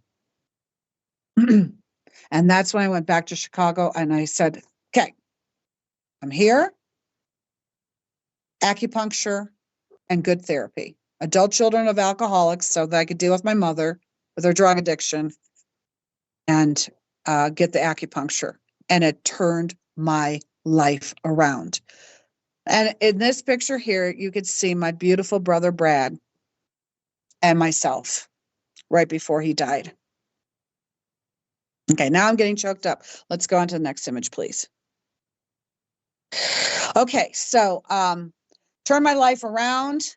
I got healthier. I did the acupuncture for a couple of years, 3 times a week, which changed a lot for me. The only thing that stuck was the food sensitivities. Although they got a little bit better, I was able to fully go back to work. I loved work so much, so I got a full-time job working at a country club, running the front desk, managing the front desk, and I worked part-time just for the fun of it on the golf course across the way at the same country club, just because it was fun and a wonderful. I just loved it, and I was doing my art, and I was selling my art in boutiques, and I was still sticking with some of the counseling that I was doing, but I was doing it in a much broader scale, and everything was just really turning around. I was physically fit. I was rollerblading all over the place. I was down at the beach. I was boating.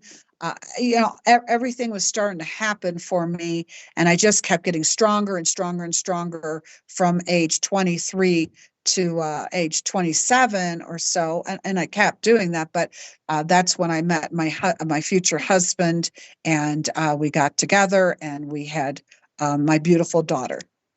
So got married, had my child. Okay, so at that point, my mental health was fantastic, along with my physical health.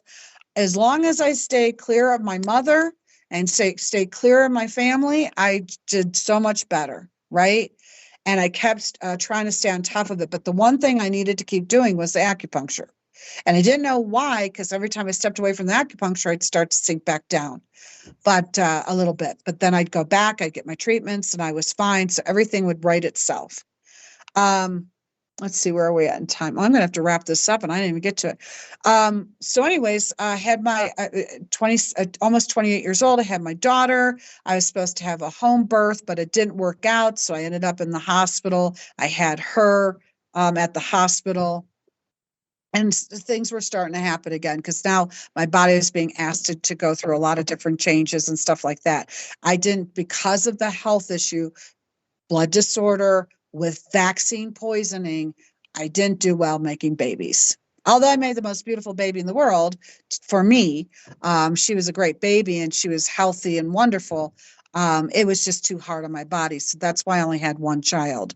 I just couldn't do it. I was terribly anemic due to the blood disorder that was never, ever diagnosed and understood. Um, I ended up having to have post surgery to the birth, and that ended up being a total destruction, bringing my health back down. But the thing that I got from that was that before I went in for the surgery, I wanted to make sure that if anything were to happen to me due to this, whatever was going on with me, that I would give blood and I would have that blood there just in case I needed it. And I did, because a couple of times that I ever needed any kind of procedure done, I always bled out and needed transfusions. And the times that I took the blood transfusion, I did great. I felt like, oh, is this what people are supposed to feel like? Is this how healthy people are supposed to be feeling? I'm clear of mind. My body is strong. I'm running. I'm exercising. I could bike up mountains. 2 weeks later, I'd feel the energy dissipate. And I didn't yet have the capacity to figure out that had something to do with the blood disorder, right? So, but I did take note of it. Get a blood transfusion, you feel great. Okay. And because I asked so much from my body, see, women go and have babies all the time, but this blood disorder and everything else going on that never got treated, it just didn't allow me to have access the way other people could. So having a baby and then followed up with surgery, it sent me into, again, another spiral out of adrenal failure, and all sorts of things started happening for me. And what that led to was constant recovering, a constant, okay, I feel great. I'm having a good life. I had a great 2 years, and then boom, back down again, you know, um, still not having answers for anything really. And so after the surgery, it created a lot of changes in my life because it was major surgery. And I had to go back in and deal with the doctors. I'm not even going to get into that story. But what that led to was, again, another situation that was gross neglect, gross malpractice. The surgery was never needed. It destroyed my health. The doctor, there was nothing I could do to actually bring him, I couldn't do anything about it. My hands got tied by the system. But the very thing that was causing me all the pain post the birthing had nothing to do with this surgery addressed.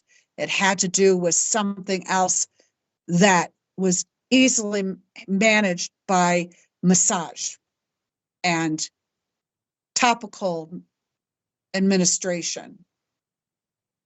So what they told me and informed me was I had a crippling case of adenomyosis, which is endometriosis that went into the uterine lining. You'd never be without pain. You'd never be without pain. You have to have a surgery.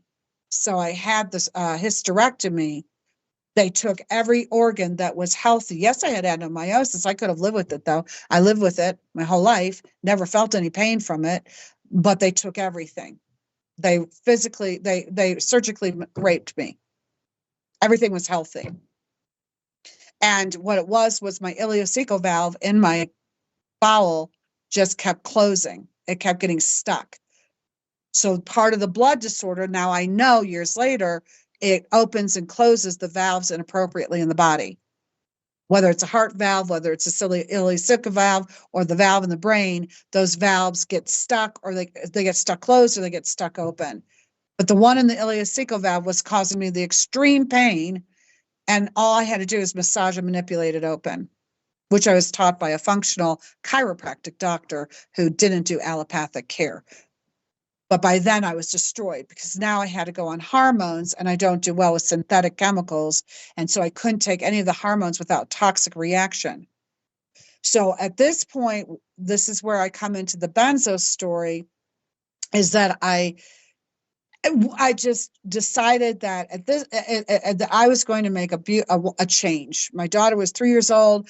I was wanting to make a change. I'd been wanting to move to Colorado for years and years and years. I put it off to have the baby and everything else.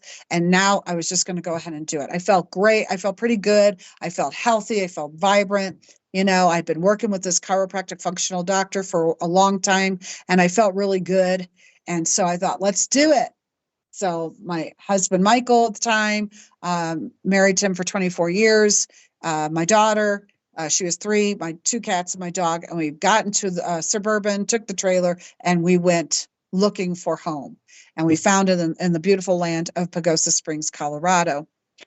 And when we got there, we started looking for a place to live. And we found this gorgeous townhouse, really sweet spot on a golf course overlooking just beautiful views. I mean, on both sides, every which way you looked, the views were magnificent. And we took that townhouse, and it was not too long after we took the townhouse that I started having this very weird reaction, and it was panic attacks. I didn't even know what a panic attack was, and I started having panic attacks. And I'm not going to go into that whole story, but I had them for about 6 months. But the panic attacks I was having was like I had a panic attack, then it stopped, and maybe 2 weeks later I had a panic attack. The panic attacks came and they never went. Like they never stopped, 24 hours a day. You say that couldn't happen. Oh, yes, they can. I lived it. And I didn't know why I was having them. But I went to Florida to actually, it's a crazy person that I am, went to Florida to visit my mom because the panic attacks were so terrible that I even thought my mother could help me. And I have to tell you, it was the only time in my life that I ever spent any time with my mother. It was 6 weeks. That actually was beautiful, really beautiful, very healing, very cathartic. And it did wonders for me. But I still had the panic attacks. So I went back to Colorado and I did everything I could, all these different healers, energy healers. I would never go to a doctor, refused to go to a doctor, but I tried all these different energy healers. And it was finally Rabia, this wonderful woman. She did wonderful healing work, but she says, nothing's touching you. I mean, she would just sit with me while I just would cry in these panic attacks or sit in the bathtub because I couldn't get it to stop. And she finally looked at me and she says, you're going to die if you don't get some help because they're not stopping. You don't get any sleep. And so she took me to Norma, the chiropractor, who checked my heart and everything, and said, you're blowing your heart out. You cannot do this anymore. You have to get medication. I said, I don't do medication and I don't do doctors. And it ain't going to happen. I'd rather die, until I thought of my 3-year-old, 4-year-old daughter at home. And I said, oh, I can't die. Okay, what do I got to do? But I'm not going to a doctor and I'm not going to a hospital. I don't do those things anymore. I'm not doing them. They always kill you. They try to kill you, And so she contacted somebody who had a prescription of Ativan and Klonopin. I don't know what I had, but I know it was Ativan. And so we drove an hour to Durango, and I said to Michael, you're going to have to go in because I'm not going in the hospital. You know what they did to me the last time? I'm not going to do it. Okay. And so he went and got it. And that started my road to benzos and antidepressants. Okay, next image, please. And I know I got to wrap this up. So I got on, was put on Klonopin. Some people know it as clonazepam. And I got put on Zoloft. And Ativan only to take if the panic attacks broke through the other drugs. And I have to tell you, I was grateful to take them temporarily. So 2 milligrams of Klonopin is it equivalent to 80 grams of Valium. 80 milligrams of Valium. 80? No, 8. What? Yeah, milligrams. Grams. Oh, yeah, that's the mother load. So milligrams. and then 50 milligrams of Zoloft. And my panic attacks were all but done. And, but one of the things that happened for me when I started the medication, the first thing that happened for me is I got to move out of this townhouse. I did not know why, but I knew I needed to move. And so I said to Michael, are you okay with that? And he's like, sure. I said, I got to get out of here. And we actually put our trailer, the travel trailer, on my friend's land until we can find something. And I stayed in there. Boom. I started feeling better immediately. So after a month of being on the medication, I clearly wanted to come off. I wanted to taper down, and the doctors wouldn't have it. Somewhere along the line, I don't know how and when I did it, but I came down 1 milligram on the Klonopin, and then I got stuck. I did not know that I entered a world of hell, but eventually I did, because anytime you're taking benzodiazepines, you end up, it starts turning on you. The drug will always turn on you. It's a monster. So when I was taking the Zoloft and the Klonopin, I have to say, one day I was out in the pasture. I was with my horse Nirvana, and I was doing a painting. I was doing watercolor, and I was standing out there. I was looking at the mountains, and I just thought to myself, well, this is the way people are supposed to feel. They're not supposed to feel the way I've been feeling all these years. You know, I feel peaceful. I feel calm. I feel fine, as long as I wasn't at 2 milligrams zombied out. And I felt like this was the way we're supposed to feel, but you don't do this with medication. And so I began the long search for finding a doctor to help me come off the medication, because somehow inside I knew this medication you don't want to fuck around with. I don't know why. I just knew it.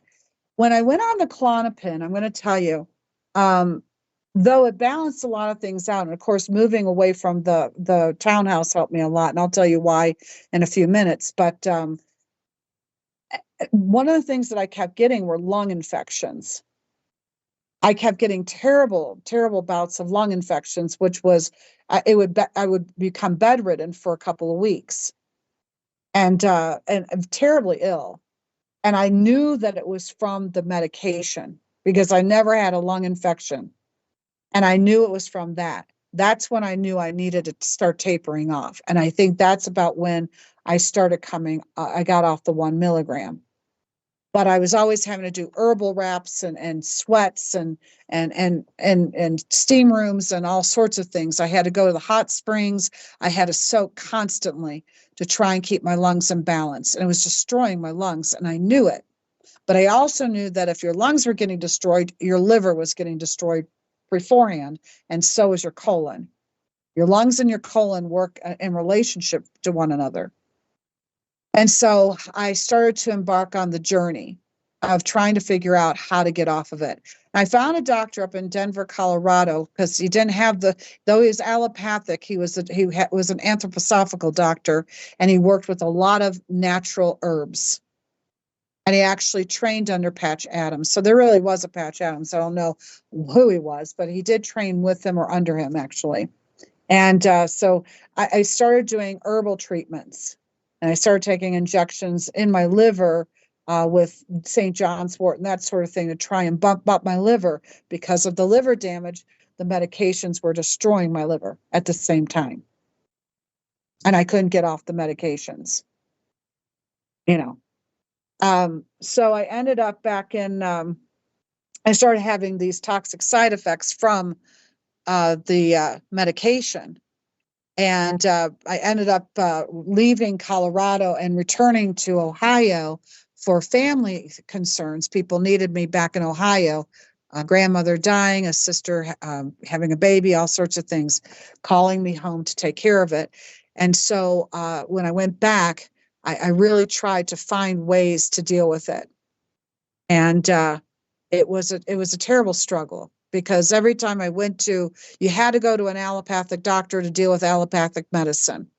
You had to get your prescription. And then I wanted to find an allopathic doctor that would help me come off of it. And doctors aren't going to help you come off of it. They're going to keep you on it, or they're going to make you taper too quickly. And that wasn't what was going to happen for me. It got to the point that, again, I spiraled backwards. Didn't know why, but I did once I was back in Ohio. And I ended up so sick that I was walking with a cane. And I don't know how I found out about this guy who is a pranic healer. I do not know where I found him or how I found him, but I did. And I went for a session for pranic healing. I went in walking with a cane. I walked out skipping. I literally was skipping. Let me see if I could skip. And I could. And I was bouncing. I was so energetic.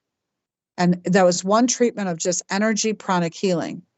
And he was from India, so I asked him if he would teach me, and he decided to stay in Ohio for in order to hold classes to teach a few of us that wanted to learn. So there's about 20 of us or so, and I was trained 4th level pranic healing, and I did it to heal myself. Nobody ever told me you can't heal yourself with pranic healing. You can heal everybody else, but you can't heal yourself. Well, anyways, so that didn't work out for me. I was healing other people, but I couldn't do anything for myself. But as long as I took some treatments, but once he went back to India, there was nobody to do the treatments on me that could do it as well as him. And so I was still doing okay, but I was in reaction to the medications. They were truly poisoning me, and I knew I had to get off. At somewhere in that year, my husband got very sick, and he was misdiagnosed, but I didn't know it at the time, but diagnosed with cancer. And so at that point, I recognized I'm not going to have the strength to take care of him if I have to be taking these drugs that are killing me. So I said, I'll just taper down. I'll cut it all in half, and I'll just take myself off of it. I got to be there for him. He was very, very sick. Well, it was a misdiagnosis, but nonetheless, he was very, very sick, and he needed some care. But once I cut the medications in half, I sent myself into a spiral that I never came out of. I never fully came out of it. It altered my brain. It altered my biochemistry so severely and so significantly, because what people don't understand is that you cannot make you cannot make radical changes if you're in great health. You cannot make radical changes if you have autoimmune problems, blood disorders, damaged liver. You can't just go on things very quickly, and you cannot come off of anything very quickly. It'll kill you. So I set myself into withdrawal syndrome within 8 hours, 12 hours. I woke up in such of a panic attack, but in withdrawal syndrome. So that I now was absolutely debilitated. So what great help I was to him going through this myself. And it just set my whole body into I don't know what you can call it, just hell, from doing that. And it took me, without all the particulars, it took me, I don't know, I have to try and think, because once that happened to me, they had to pull me off the Zoloft. They had to put me on Paxil to try and give me a different drug. I was reacting to it. I couldn't restabilize on Zoloft. I was in purgatory, living in hell. I decided, well, maybe I'll go. I went to Spain to deal with it and try and get by the Mediterranean Sea and see if that would help me. It didn't work. Came back to the States, tried a lot of different things, became crippled again, walking with a cane, blew up in my weight by about, 100 pounds of inflammation. And I was in the process of dying. Finally, thank God, a British doctor recognized it while I was in Spain, was able to put me back on Zoloft, pull me off the Paxil, which was killing me. and trying to balance me, and came back to the States and all these things happened. It was in a 7.5 year odyssey with Zoloft and Klonopin without all the particulars. It was 7.5 years of me fighting to get off the medication, not finding a doctor that would help me get off the medication, doctors that only would supply the medication, abuse by doctors to get the medication. You have to go see a psychiatrist. I don't need a psychiatrist. I just need to be on the prescription while I can taper off the prescription. Do you understand? People misunderstand benzodiazepines quite a bit. They think that benzodiazepines is addictive. Benzodiazepines is not addictive, you guys. You don't crave it. You don't sit there and go, if I don't get my, Klonopin or my Ativan, I'm going to die. It's not like that. It's not that kind of addiction. It's a dependency. What those drugs do, it makes your brain depend on the drug. It makes the brain depend on it because the brain can, once it goes on the drugs, it no longer makes the GABA, no longer makes the melatonin, no longer makes the serotonin. No matter, it doesn't, your brain doesn't do the job anymore. It says, oh, there's the Klonopin. And so it'll do the job. I don't have to do anything. So when these doctors tell you, oh, you can come off by 0.25 milligrams, you can cut it by quarters and halves, what they're doing is they're causing brain damage because your brain needs to make the adjustments. So in a way, though I couldn't find anybody to help me come off of it, that was better for me than having an idiot come into my life and say, this is how you cut it, like me, who tried to play doctor with myself and cut it in half and sent my brain into trauma that lasted for several years, by the way. Several years. So I did this wonderful thing that when I got back to the States and I tried to restabilize myself, Michael's not dying from cancer.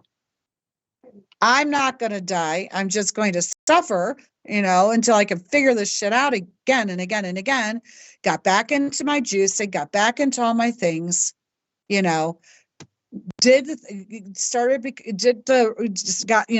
doing my art again, started doing my interior design again, just started doing, decorating, not design, started doing those things again, and bought a farmhouse out in the country. I'm going to get well. I'm going to get better. My daughter's going to have the horses in the pasture and bunnies and 4-H and all the things that she needs to do. Because this poor girl's watching mom go through this. Mom who's strong. Mom who takes care of everything. Mom who takes care of everyone and everything. Except mom can't get herself better no matter how hard I try. So I bought this farmhouse. Didn't know the area was being crop dusted, which is going to take me back to my townhouse in Colorado in just a moment.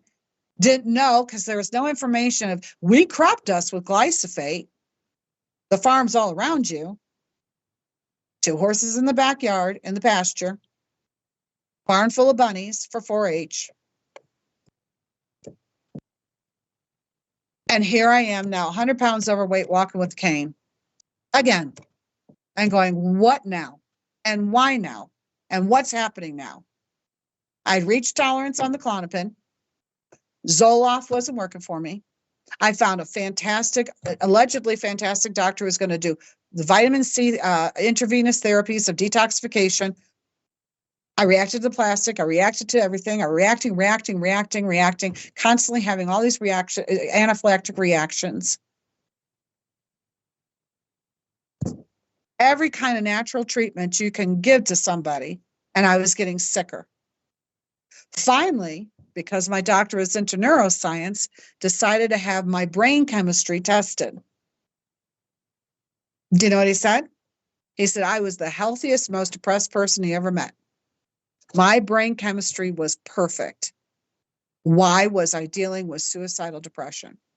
So here I am. Here's my admittance to everybody. For 7.5 years of being on those drugs, for 5 of those years, every single day I wanted to kill myself. Did I ever try? No. Would I ever think of trying? Absolutely not. I knew it was the drugs. Every day I thought it's going to get better for me.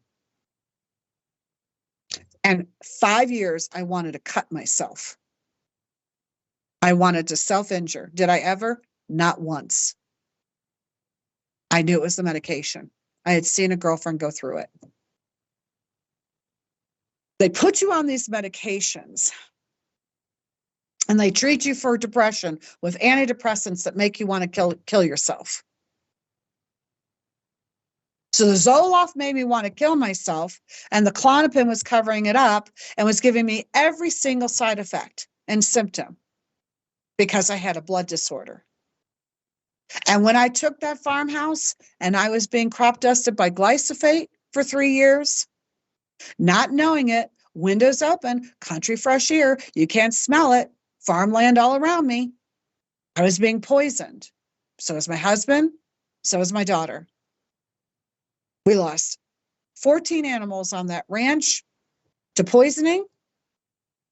Even the tree rose from the ground in a ice storm like the Amityville Horror Show. I'm like, where the hell are we? And what the hell is going on here? We're all sick, and my husband is drinking because he's so depressed he can't breathe. We don't know it's glyphosate. My daughter is acting out and doing terrible things. And nobody knows it's glyphosate. And here I am stuck on these drugs and I can't get off. And finally, I just said, I had enough. I'm done. It's over. I found a doctor, Dr. Blaha. He's in Albany, Ohio, if anybody wants a fantastic doctor. And I went to him and I told him what was happening. And he threw me on an EDS machine, electrodermal screening. And he was able to test those drugs on me, what was happening in my body, how were my organs operating, and he found that there was not one single organ, from my brain to my liver to my bowel to my colon to my heart to my lungs to my kidneys, there was not one organ that was operating in my body above 50%. And I was 38 years old or 39. My thyroid was working at 14%.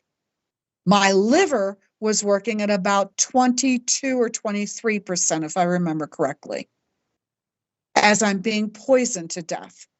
And all of us were. So I said to him, and I looked him straight in the eyes, and I said, are you going to help me taper off these drugs? He said, absolutely. Because not only was he allopathic, he was a naturopathic doctor as well. And so I began the tapering process through titration therapy. I joined a group online. I learned everything I could learn about this because that's what I do. I research. I'm a nerd. I'm a brainiac. And then I opened up my own groups, and I was helping people as I was helping myself to come off these medications.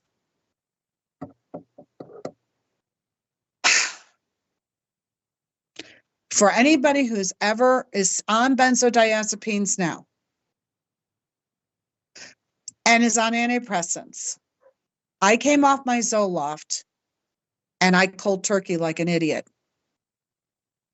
I don't mind knowing when I make mistakes, but I cold turkeyed off the Zoloft and I gave my brain zaps and some, all this shit going on. I couldn't even feel the ground underneath my feet. Halo, deja vu. You kidding me? Throwing myself into seizures and everything. But I refused to go back on that Zoloft because it was making me want to die daily. And then, let's see, 20 years ago was 2004, right? Because 20 years ago is when I came off. So January 2004, I came off the Zoloft. 4 months later, I started to taper and titrate off the Klonopin. May I make a suggestion to anybody that ever wants to consider titrating off these drugs? make sure you start coming off the benzodiazepine first, not the other way around, not like I did it, because at least antidepressant gives you a buffer. So all of the benzodiazepines are a class of drugs you can't sue big pharma for at all. You cannot sue them because they absolutely know what it's doing to you. Just like you can't sue for vaccines because they know what they're doing is poisoning you. They're deliberately poisoning you in order to experiment on you for the greater result. And the greater result is, let me make you sick so that you become a lifelong prisoner of the allopathic system. You take one medication, then you're on medications for the rest of your life to handle the symptoms because they know humans are weak and we can't handle the symptoms. Me, I can't handle doctors more than I can handle symptoms. So I'm a safe bet. I'm not going to be a part of the pharmaceutical industry. And I'm glad I found Dr. Blaha because he wasn't going to put me into, because I wouldn't have dealt with him. So I started doing this and had kept him apprised of what I was doing, and I would see him periodically. And I drove through 3 hours to see him one way because he was that important to me to do it the right way. Well, anyways, I'm doing fine. It's a hard row. I'm titrating perfectly. When you titrate, you allow your brain to make the adjustments on a day-to-day, so much so that it doesn't even recognize you're taking away the medication. You take a little bit out, your brain makes the adjustment to compensate. You take a little bit out every single day, just a little teeny tiny, so little, but it's huge in the sense of your body releasing what it doesn't need, but it's huge in allowing that brain and your entire endocrine system, your entire neurological system, and therefore with your neurological system, your cardio, your respiratory, everything gets to kind of come back into homeostasis and balance one day at a time. Okay? But most people don't do it that way. I was doing great. And then somewhere along in September, actually, of 2004, I took a massive spill. I fell down a whole flight of steps onto my basement floor, knocked myself unconscious. Ended up in the ER to get stitches where I was too loopy to know what they were suggesting, and I just agreed to it like an idiot. See, I can be an idiot. You know, you can be smart but dumb as hell, and I was dumb because I said okay to a tetanus shot, which I knew I didn't need, and I didn't do vaccines. You see, I'd vaccinate my daughter. I didn't do vaccines, right? Because I am a vaccine injured person. But I didn't even know what the hell they were saying. I was that looped out. Okay. So I ended up taking a tetanus shot. And then by the time I got home and started really coming to my senses, I said, oh my God, what have I done? What have I done? And within 2 weeks, I was catapulted off all medications because my liver went into a shutdown. My liver began to shut down. So what I was left on was, I think at that point, from the 1 milligram, I had titrated down to 0.50 milligrams, and I came catapulting off of that. Because if I had taken any more, I would have I thought I would die. I was dying. And that sent me into a total withdrawal syndrome with a toxic reaction to the tetanus shot. I could not eat any food. I could not sleep. I could not do anything. It got to the point where all I did was pace 24 hours a day. People say to me all the time, there's no way you can do that. Oh yeah, there is. All you have to do is hit withdrawal syndrome. Then you can do anything. And so I paced. I paced, and I prayed. And I just prayed and paced 24/7. Whenever I thought, well, maybe if I can have Michael make me green soup. You know, the green soup where you take the green tops of the beets and the carrots and you put onion, you've got all these greens and you put it in, you blend it and you heat it up, you put a little Bragg's to it. I thought, well, you can't get better than that, organic greens. All I had to do is bring it into the room and my neck swelled to the size of a small baseball. Couldn't even bring it into the room. Couldn't touch it to my lips. And I was working with a doctor, acupuncturist, naturopath, all the way in Montana by phone, who understood benzo withdrawal and labs and everything, sending. And my heart was infected. My lungs were infected. My bowels were infected from the medications. And we had to treat that without medication. And so homeopathy, energy. And finally, she said to me, after 23 days of not sleeping, was it 23 days of not sleeping? At that point, 23 days of not eating or sleeping, dropping 50 pounds. Dr. Blaha, on the phone with me once a day to see how I was, because he loved me so much and cared so much and was such a good man, that finally she said, if you don't get acupuncture, I don't think anybody can save you. Michael called my father and said, can we bring our daughter to you? We've got to take your daughter to Montana for treatment. My father said, bring my daughter home. So I went to Chicago and I found an acupuncturist with my husband looking on the computer. And I looked at all these pictures and I picked out one picture and I said, he's going to save my life. I don't know who he is, but he'll save my life. Can you get me there? And he brought me to Dr. Shengli Wong, who we drove all night to Chicago in pajamas and took me straight to the acupuncturist, who took one look at me. I walked with a cane. Both of them had to hold me up, put me on the table, and gave me 10 minutes of baby needles while I was hallucinating. I did not sleep for 23 days and nights. I did not eat for 33 days.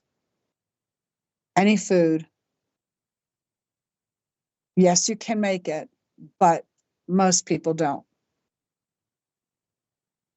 He says, give me 14 days. Every single day I'll do a treatment before I can tell you if I can save your life. I went every single day for 14 days and then 20 days. I would bring food and I would eat the food in the office, going into anaphylactic shock, taking acupuncture to pull me out of it.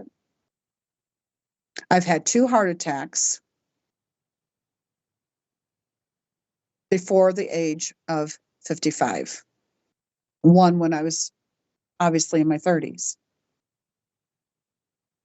This is what the needle and the damage that's been done to me.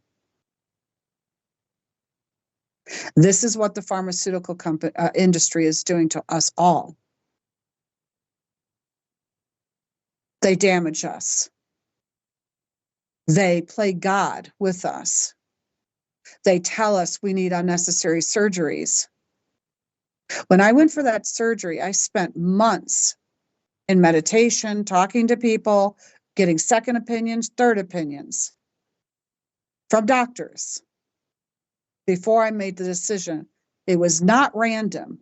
I didn't jump into it.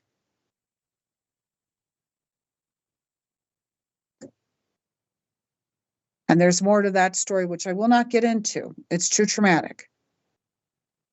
But this is what they do. And they get us dependent on the system itself. They get us dependent on the doctors themselves. They get us dependent on medications themselves. They don't let us come off the medications. They don't help us. They keep thinking, well, we'll just treat this symptom and then we'll just treat that symptom. I am a lucky one, but my whole life has been destroyed by this. What triggered the panic attacks that put me on the Klonopin and Zoloft? I moved to a golf course. What's on a golf course? Glysophate. Glysophate pesticiding. Nobody informed me of it. I also was never diagnosed properly. So when I was given the diagnosis of chronic fatigue syndrome, I was not given the appropriate diagnosis of environmental illness. I became environmentally sensitive when I was 9, given the vaccine. Next image, please. When I started reacting, eating the paper, when I started reacting to the paper, when I started reacting to the ink, when I started reacting to lilies and things like that, that was the onset of environmental illness. With all the food sensitivities that I was having, that was environmental illness. The damage to my gut was done. The damage to my gut biome was done. The damage to my liver was done. The vaccine, when all the children got mononucleosis, all the children were given the Epstein-Barr virus in the vaccine. Why do we think that we have a full generation of people being diagnosed with Epstein-Barr, with fibromyalgia, with MS, and all these other diseases? Because we were injected with the diseases. We didn't overcome anything. It was cultivating and breeding disease inside of us. My brother got mono, that he died at 25 from suicide with headaches so bad that his eyes were popping out of his goddamn head from the fucking vaccine. And if y'all don't like my language, I don't care. Okay? I don't like losing my brother. And at the same time, here I am with all of this toxic reaction that I had that I explained. So here I am, an environmentally sensitive person, which means I am a chemically injured person, which means I have severe toxemia given to me by the vaccine, which showed when the dentist gave me a little bit of banana gas and I nearly died from respiratory failure. And my liver couldn't take it. So, toxemia. Okay, what falls underneath environmental illness? Well, you've got things like chronic fatigue, immune deficiency syndrome. You've got HIV, you've got AIDS, you've got fibromyalgia, you've got Lyme disease, you've got lupus, you've got multiple sclerosis, you've got asthma. You've got all of these conditions that fall under the category of environmental illness. I, however, have environmental illness that shows up in ways called chronic fatigue, and I have the lupus of cheeks with the red across, and I have Lyme disease. Well, everybody says, well, what don't you have? I said, exactly my point. It has nothing to do with this label or that label or this label. It has everything to do with my immune system's blown. Now you've got all these people in the terrain versus germ theory and the terrain. You don't even have, there's no immune system. Look, you guys got to stop it. You guys got to stop. You're going too far. I don't believe in germ theory either. I believe that we're all injected until the point that we're so toxic. We are injected to be sick. There is no natural illness. Don't tell me there's a natural illness, because there isn't. All right. Our body has the capacity through our immune system, which is an autoimmune system, to take care of and find balance and homeostasis.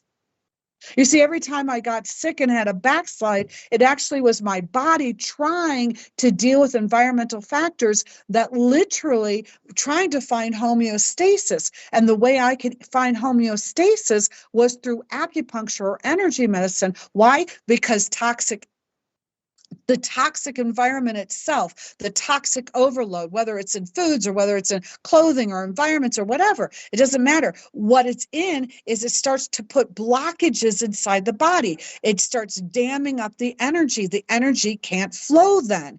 And so opening up the energy channels, that's how you start to feel better. You start to get better. That's what I did anyways. Okay. So when I took the townhouse in Colorado, I got glycophated. You see? And the glysophate, because I was environmentally already sensitive, just really holding a line, stable, but just stable enough. And it toppled me. That's why Michael didn't get sick. That's why my daughter didn't get sick. But I did, because I was always walking this fine line. Okay. Then I go ahead and I have to take medicine in order to bring it under control. But all I'm doing is I'm taking more chemicals. So the damage was happening. Okay, so I'm taking the Klonopin. The Zoloft is what handles the panic disorder in the long run. The Klonopin, the benzodiazepines, a short term, but it had to be put in there because I didn't do well on the Zoloft. Okay, and I didn't. The Zoloft broke through the Klonopin, and that's what was causing the 5 years of ideation of suicide or wanting to cut. And thank God I'm so mentally strong, I didn't do either. But it didn't make my life a pleasant thing to be in. Okay? Meanwhile, I think I'm moving out to the country, but I'm being glycophated. So now I'm tumbling off this medication due to tetanus shot poisoning, toxemia, more interference, while I'm being glycophated. So it ends up, I go into the Dr. Wong's office, and I don't know if I can save you, but let's try. 10 needles for 10 minutes, baby needles. I've done so much acupuncture. You can give me extra acupuncture with the sugar cane, for God's sakes. I can tolerate it. Not anymore. I'm hallucinating. Okay? Because of the toxic poisoning. I had to relearn to walk. I had to relearn to eat. I had to relearn to sleep.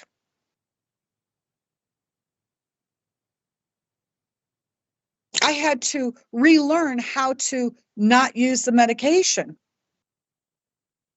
When I came off that Klonopin, and I know I'm getting late in this, but I'm not going to stop yet. When I came off that Klonopin, I'm going to tell you what. Not only was I in massive withdrawal syndrome, you go ahead and look up Klonopin withdrawal syndrome. You don't even, if you think heroin is hard to come off of, you have no idea what it is to come off of Klonopin. That is the beast of all beasts. And heroin is a bloody nightmare. Not that I've ever done it, but I know others that have and sat with them in withdrawal. And I'm going to tell you what.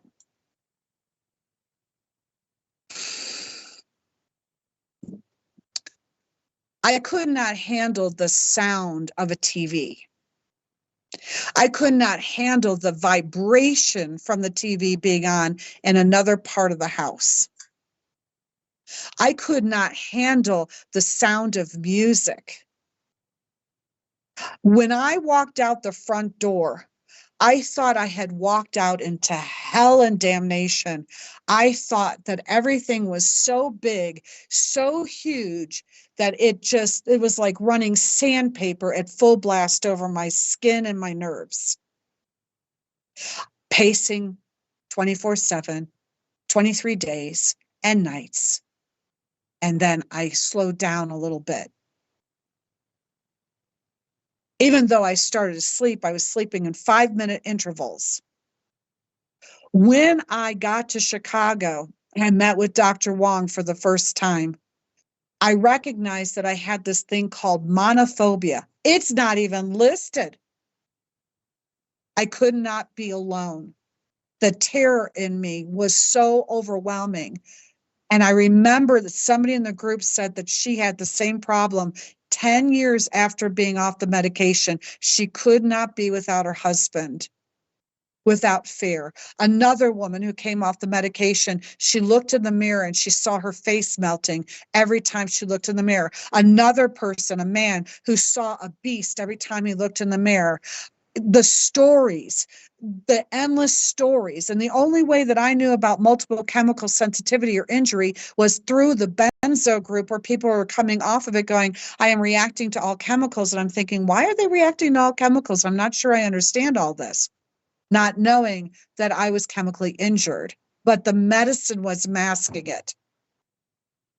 So I had this thing called monophobia. And if my husband went away from me, I got terrified.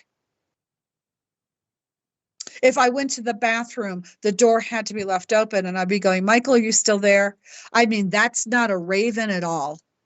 Okay. I'm an independent, quiet, solitary person, and I'm good in my own company. I am so independent. My mother had to sew bells on all my clothes when I was 5 years old because they would find me miles away playing in somebody's yard in their sandbox. I was a fearless person, fearless. And here I could not be 2 steps away from my husband, who was a gem, literally a gem. He saved my life. Now, I made a decision that I was not going to fall victim to this goddamn drug. And I went to my acupuncture. I had to take a hotel room within a mile of him so I could feel safe. And I just went for treatments and went for treatments. And I would ask my husband when I got stronger during that time when I was rehabilitating in that hotel room, please go. No, I can't leave you. Please go. 5 minutes. And I would just force myself to be alone and recognize I'm okay. I had to literally learn how to be alone again. I had to learn how to drive when that time came. I had to learn how to walk outside. That's what happened to my brain.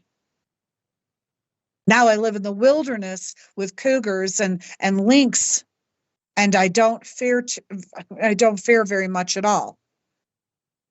Okay? But I'll never forget the day when he had to go to the vehicle in the hotel. And I said, he goes, come on, let's go. And I said, no, that's okay. You go to the vehicle. I'm fine. And I had it all. I planned, I decided what I was going to do. And the next thing I know, he comes back and I'm not in the room because I'm walking the hallways. I'm walking. I'm forcing myself. And then I said to him one day, he goes, there's a job. I can get a job. We needed the money. It was costing a fortune. And he said, there's a job across the street. How would you feel? And I thought, I'm going to die. Then I thought, no, I'm not. He's just in the next room over. He's just in the next room over. It's okay. But I didn't know if I could do it. So in my group, I told the girls, okay, this is what I'm going to do. And he's going to go for an interview. And somebody in England, her name was, I think, Anne, and she stayed on the computer with me. And I said, this is what I'm going to do. I'm going to go and I'm going to walk outside this hotel and I'm going to take a walk. As long as I know you're here when I come back, I think I could do it. This is what I went through to rehabilitate myself. And I went out of that hotel. I went and took a walk. I went around this huge pond, almost like the size of a lake. And I came back and she was there, bless her heart. And I did it. And that was the moment I got free. From that point on, I knew I was going to make it. And here I am. When people are talking about how hard it is to get off of the benzodiazepine, we're talking about a monster drug. We're talking about a drug that's to make you a lifer. Can everybody get off of it? If I have to tell you something, and I usually don't say this, but if I can get off that drug, anybody can get off that drug, but you can't just get off the drug. You got to do it the right way. I helped people for years. When I got free, my commitment was I would help people as long as they needed to get off those drugs. And I helped hundreds of people get off the medication. And then I had to stop because I couldn't take it anymore. And I took some years off. But I'm going to tell you, it is a nightmare. And for anybody out there listening that has a family member or a friend or whatever that's on a benzodiazepine and is struggling to get off, cut them some slack. If you cannot say to anybody, just get off the drug. Okay, that's cruel. It's abuse. They cannot just get off the drug. And the side effects of getting off the drug, for everything that I've gone through, I am probably one of the most blessed people because I had Michael, my husband, and he was absolutely marvelous to me. Okay, so I got lucky that way. And I also got lucky because I found Dr. Wong. Not many people are that lucky. Have I lost people from this? I have buried friends getting off these drugs. They did not do it correctly, or they got off the drugs correctly, and then there were issues that came from being on the drugs due to toxemia, or they couldn't take the symptoms anymore from it afterwards, and they committed suicide. This is no joke, you guys. And this is all planned. Okay? Are there ways to come off of this? Are there ways to work with all these things? Absolutely. And everything's got to be done in measured choices. I've been off the drugs for 20 years. I have gotten somewhat better. I have definitely come out of withdrawal syndrome.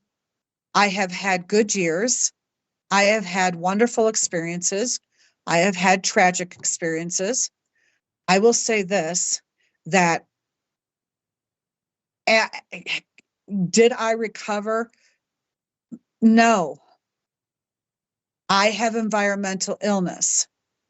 I have been destroyed. I don't say that lightly. I live in the wilderness. I cannot be in buildings. I cannot be in vehicles. I cannot go out with friends.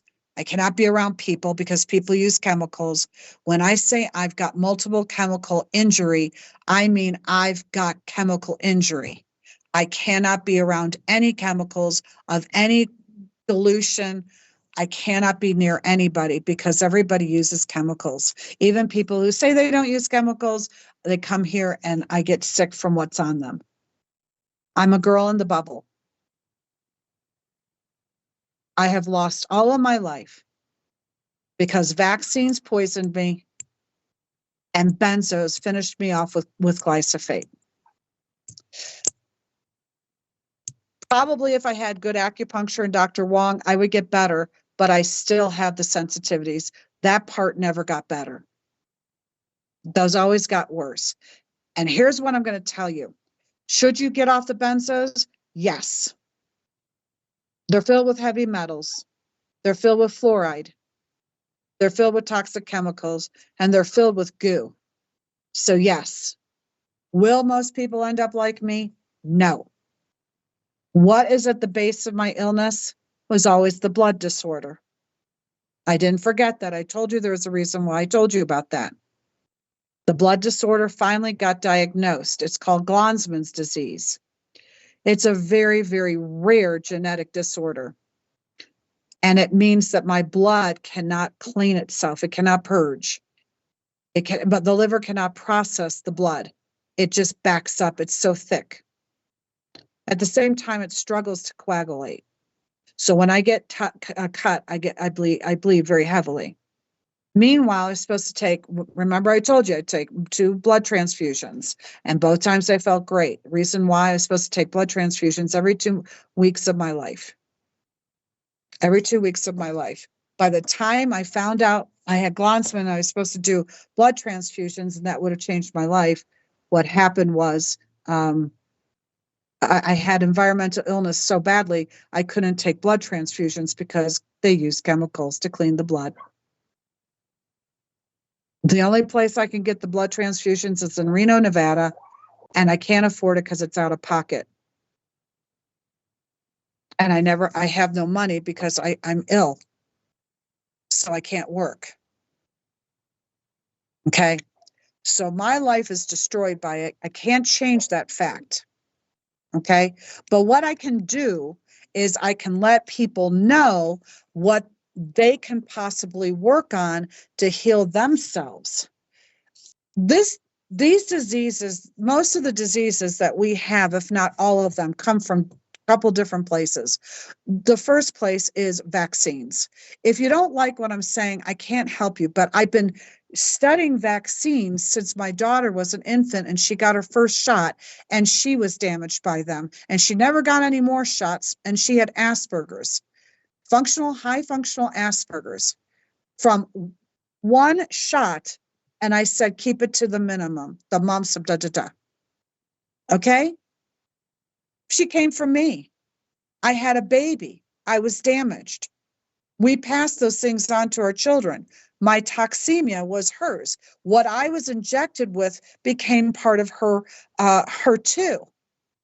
We don't look at it that way, how we're sharing these problems with each other. So vaccines are causing the majority of the disease that's happening in our society. The second thing is toxic foods, toxic sky, toxic clothes, toxic water, toxemia, and toxic medicine. You cannot go to the monster. You know, all of us that go to allopathic, we go to our abuser to say, fix me and heal me. It's like going to the government and saying, save me, when they're the ones injecting your children to kill them. They're not going to save you. They're not saving your children. They don't have any high thoughts of you. They tax you, they labor you, they drive you into the ground, they take everything from you. If you get sick, what do you get? You get what, $500 in disability? Do you know I can't even get disability? Environmental illness and multiple chemical injury does not get disability. You have to have an anxiety disorder. I don't have one. You have to have a depressive disorder. I don't have one. You have to have something else. I don't have anything else. I have toxemia. It's called environmental illness. That's what I have. Okay. I will do anything you ask me to do, except I will not sell myself to Satan. And I cannot go into buildings to see your doctors because it'll kill me. If you can't go in to see our doctors, we can't give you disability. But I can't go into the doctors because of my disability. Well, it doesn't really matter. I cannot get food stamps to help me because you need to have a driver's license. How do I get a driver's license? I can't go into the bureau to get a driver's license. I can't do it. I'll have a seizure or a heart attack. I'll have anaphylactic shock. So I can't make money and I can't get help and I can't get food stamps and I can't get disability. And then you got people that tell me, how can you ask for $8 on your Substack, or how can you ask for $10 on your Patreon, or how can you ask for donations? Because I like eating like you do. This is our system. I remember my daughter walking up to Arnold Schwarzenegger, Governor Schwarzenegger, and saying, my mother has environmental illness. We just lost our house to a wildfire. Everything's burnt down. We now have to stay in our van. We have the money to rent something. Can you help us rent something? Do you know what environmental illness is? Yes, I do, young lady. I know. Does the government know? Yes, the government knows. Well, can you help us? She can't stay at shelters. We can't stay at shelters. It's a building.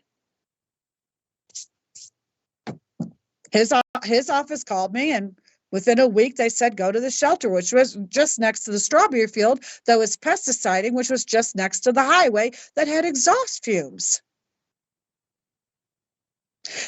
What do you do when you can't go into a store to buy your food? What do you do when you can't stop at the gas station to gas up your vehicle when you're driving? Do you know how many people say, just come and live, on my land with me? I could get to their land. You'd have to be able to get into a vehicle. Vehicle has chemicals. Look. There are things that I have done in my life, and thank God I had a husband who was wonderful. And I got the acupuncture. I did lots of detoxifications. I got pranic healing when it was available. I got NAAT when it was available. I could walk. I can exercise. I can be grateful.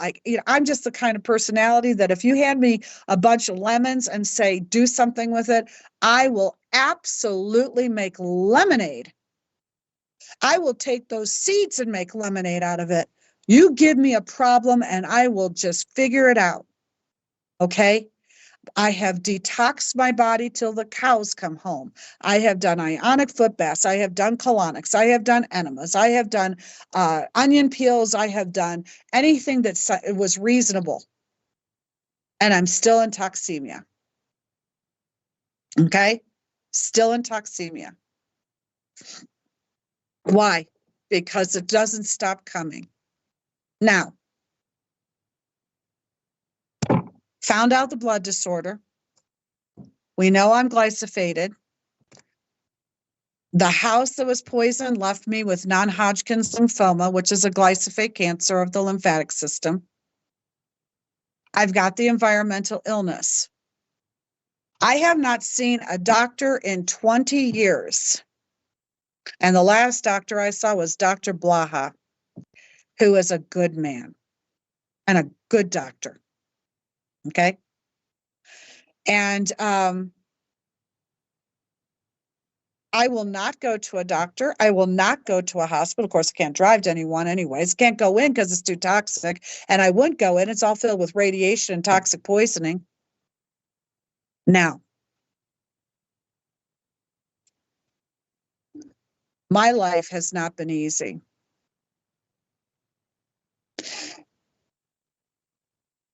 Nobody is immune to this. And I'm sorry I'm taking up so much time. I was looking through images. In fact, let's go ahead and change the image, please. I was looking through images for this podcast or this radio show.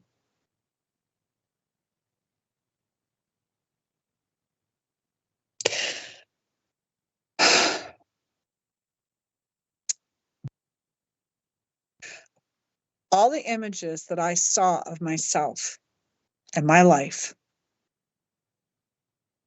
I had everything going for me. I had brains. I didn't even know I was beautiful until I was looking at the images yesterday. I'm like, my God, I never saw that. I just kept seeing somebody struggling through life. I had a heart of gold. I could always see the bigger picture. I was always that one person that would give you the shirt off my back. I was the person jumping out of cars, putting money in the homeless people's pockets and saying, go eat. I had it all. But the one thing I didn't have was my health. I didn't have health. And I didn't have family backup. And you got to have health and you got to have family backup. You just don't make it. But somehow I made it to the best of my ability. Okay. But I'm doing this show and I'm sitting here and I'm beginning to cry because I recognized when I was looking through the photographs yesterday how much I had lost. I didn't get the family that I wanted to have, 3 or 4 children. I did not get the career I wanted to have. I actually wanted to be, well, there's a couple of things I was going to be, but I really wanted to go into colon hydrotherapy and take my pranic healing and really become a very solid healer. But I didn't have the stamina to do it because by the time, it doesn't matter. It doesn't matter. I'm just saying. But I was an artist and I made my living at doing art. And once the chemical injury showed itself, my art was gone. And you have to understand, I woke up, just like people wake up and they have a voice and they're a singer. They wake up and they're thinking the next song, or they're singing, or they're a good pianist. They go to the piano and they play it.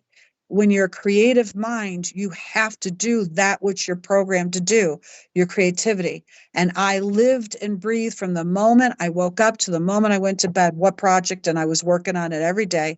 And I haven't been able to touch a paintbrush in 20 years. I was amputated. I was amputated from the world. I was socially gregarious. I went from being an introvert to a socially gregarious person, amputated from people.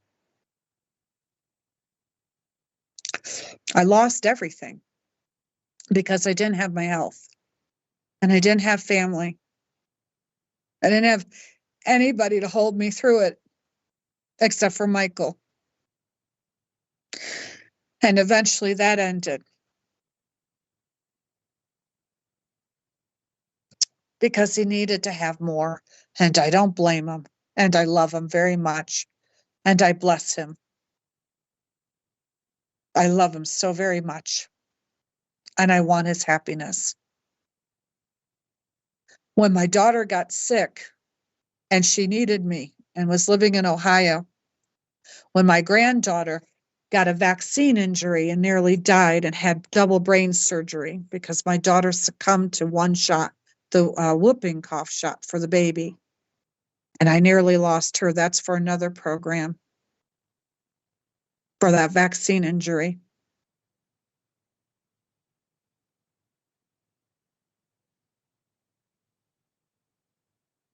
Excuse me.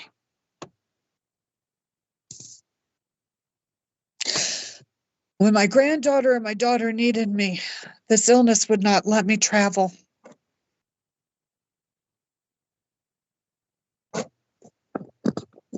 And my daughter calling out for her mama to come and save her.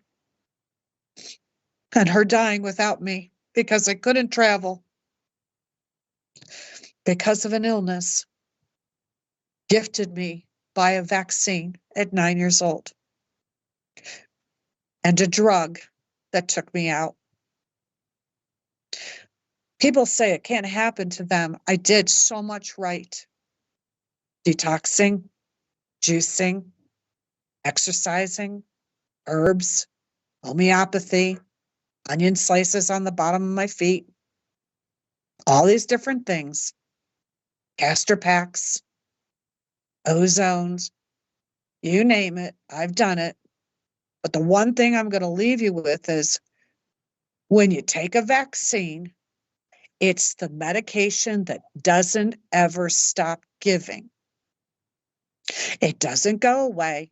It doesn't leave your body. You don't heal from it. It's the very thing that 10 years later, 20 years later, 50 years later, 80 years later, it just keeps giving.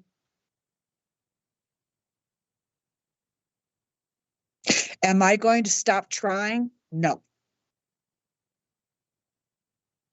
But I have to build my house by hand because I can't do anything else, or I just continue to live outside in the wilderness trying to breathe.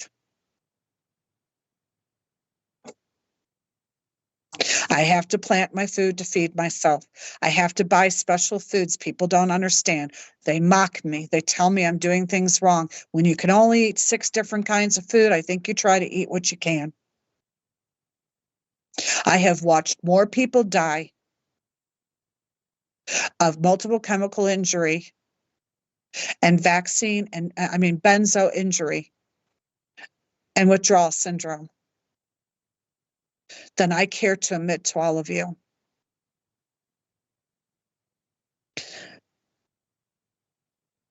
I am probably the strongest person I have ever known. My mind is like steel. And this illness is breaking me. So if there's anything I can do, and I'm not going to be broken, I'm just saying, because it leaves you inside a prison cell and you can't get out of it. But you know what I do? Truth, not bullshit. I do the true thing and I do it with integrity and honor. And I try to help people to wake up. And I offer people consultations. My mind is great. It's just my body that gave out. My heart and soul, I am beautiful. I am powerful. And I'm true. I just can't do things with my body anymore. And it's a prison. But I make lemonade.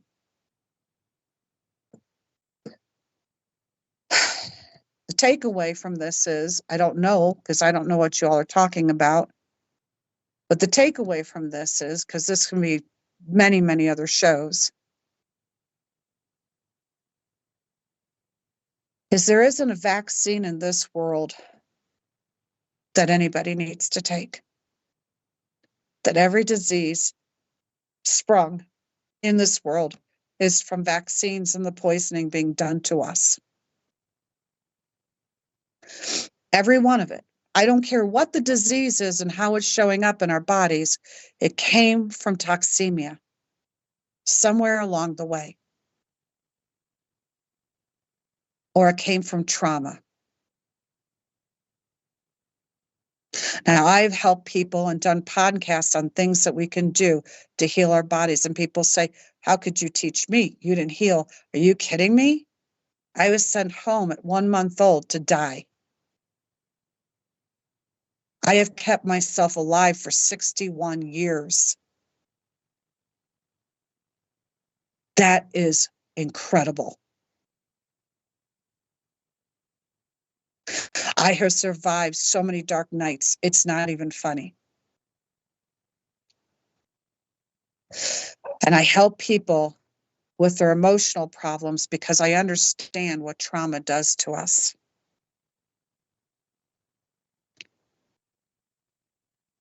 In the wise words of Dr. Wong, I asked him one time, how do we get sick, truly? He says, the world makes you sick. It takes about 15 to 16 years, and the world will poison you and make you sick if you don't take care of yourself. But an emotional trauma can make you sick in 3 seconds. In 3 seconds.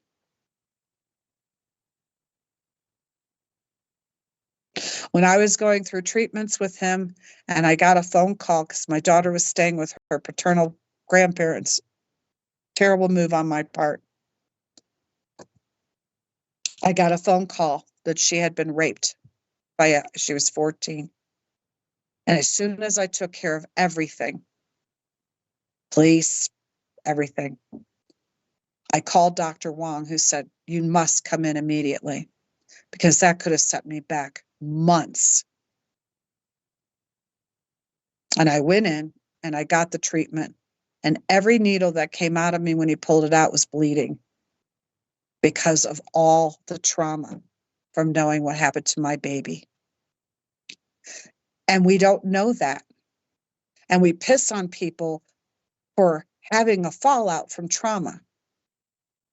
It takes 3 seconds for trauma to affect us physiologically. Just like when I had the trauma at 18 years old that affected my endocrine system and just shattered me. If we can ever just be so kind as to honor people when they're going through trauma, and if we could ever be so graceful that when we're going through trauma, we don't suck the life out of people, but we start to set ourselves on the path for healing, get the counseling, get the acupuncture, go for the NEAT, get some help, get the support that you need to get. Don't go to the people that can't give it, go to the ones that can, and don't think that we're owed it free. This is why I put, if you want a consultation from me, because everybody comes to me for free and I'm not doing it anymore. I deserve better. I'm starving to death to help people. That's ridiculous. But we've got to get responsible for ourselves, and we've got to be kind to each other, because we're all a traumatized humanity. I'm not the only one. I'm just one story in a lot of stories. Okay? I'm not special.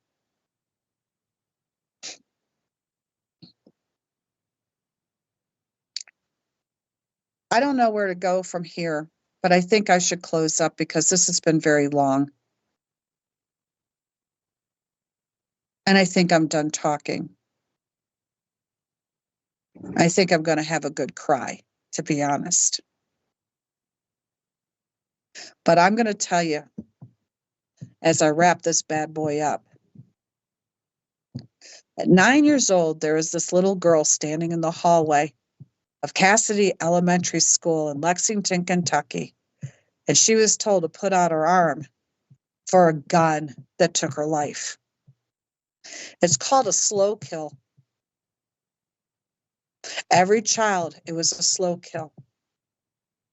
You cannot just take a vaccine or give a vaccine to just anybody. No one should ever take a goddamn vaccine because it's pure poison filled with aluminum and formaldehyde and all sorts of deadly substances.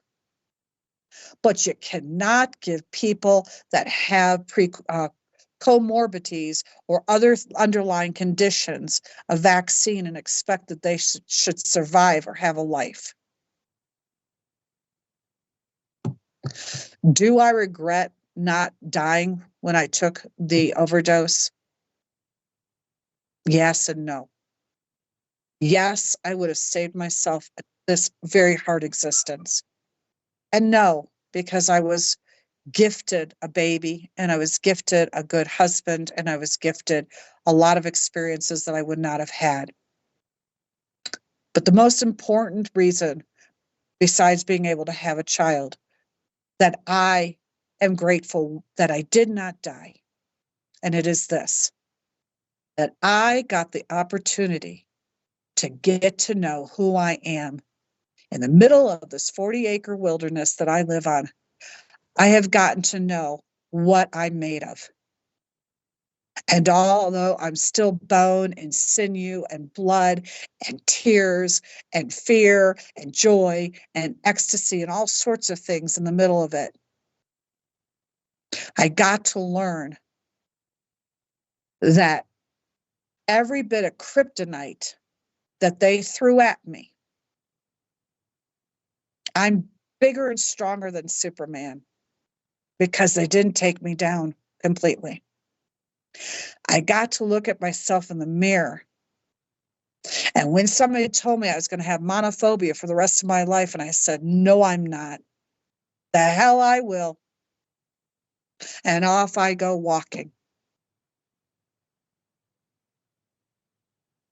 When they said I could never have a child, I had a child. When they said I could never live out in the wilderness and not be afraid, I've lived out here for 10 years taking showers in 30-degree weather outside. Not that I could do that anymore at 61, but I have for a lot of winters. You get to know who you are.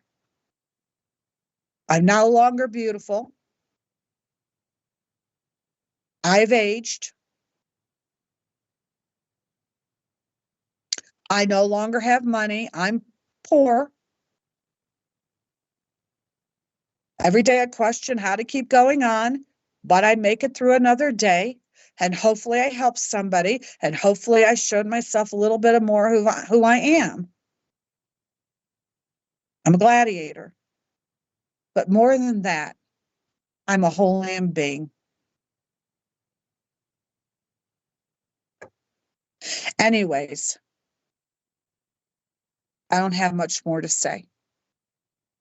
I'm going to go have a good cry because it's time for me to do that. Anyways, this Sunday coming up, I don't know what image I'm supposed to have. I'm really kind of lost here. Maybe if we could put up my Ural image. Sunday, I got a pod chat coming up if you guys want to join it. It's called You Are Not a Post-it Note, Discarding the Labels That Bind Us. We're going to talk about letting our labels go. I just listed a bunch of labels that I put myself under. And now on Sunday, we're going to talk about the labels that we need to peel off ourselves. And so if you want to join me on Telegram for that pod chat at 5 p.m. Eastern Standard Time, you can. I hold a pod chat every Sunday. It costs money, you guys. I'm owed it. I do a lot for people. Okay? I need to make a little bit of a living. I'm already wondering what to do next. So it's okay. It's okay for me to charge for some of my work. Also, I got the pod chats on, the blog on Substack and on Patreon. You can always find me on those channels. or those links or whatever you want to call them. My head's a little bit mucked up right now. But I was thinking of next Thursday, you guys. I was thinking of, like I said, maybe doing the radio show on pharmakia, morphine, and the rank evil of AstraZeneca, and a lot more inside of all of that. And we could go deeper into the allopathic medical system, pharmaceuticals. Today was talking about my situation, was talking about the damage done. Okay, I noticed that I was cutting out there. I hope you all heard me. Oh, where am I? No, that's a different, I don't know. Okay, so anyways, next Thursday, I'm thinking about doing that. If you all like, just come on back to people.ning.com or here on Rumble, and we'll do that. I do want to, I want to thank you all for whoever stayed on. Probably everybody went left, but I don't care. You know what? For those who stayed with me, thank you for listening. Gaz and Vanessa, who have to do this show, and Jimmy, thank you for staying on here with me. This was a very, very hard show for me to do. And I'm going to have to go figure out how to soak in a tub and just relax. So thank you all. It means a lot to me. We'll be doing more shows. I won't be talking so much. And we'll go ahead and we'll have other people come on, but we're going to knock this pharmaceutical stuff out of the way. And just so you know, I do have more to say because, I lost a lot of people like my mother and all this to these drugs. So we're going to get into it another time. And let me know if you want to come back, if on Thursday you want to have more of the pharmaceutical conversation. But anyways, thank you all for being here, and thank you all for being. This is Raven White Dove signing out on Wings of Love.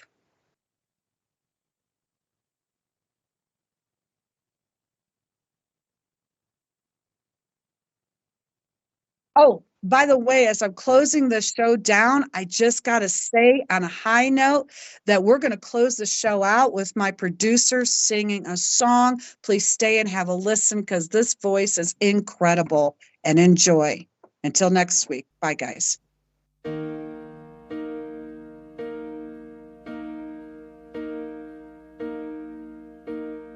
I'm down and hold my soul so weary, when trouble comes and my heart burden be, then I am still and wait here in the silence until you come and sit a while with me. You raise me up so I can scale the mountains. You raise me up to walk on stormy seas. I am strong when I am on your shoulders. You raise me up to more than I can be.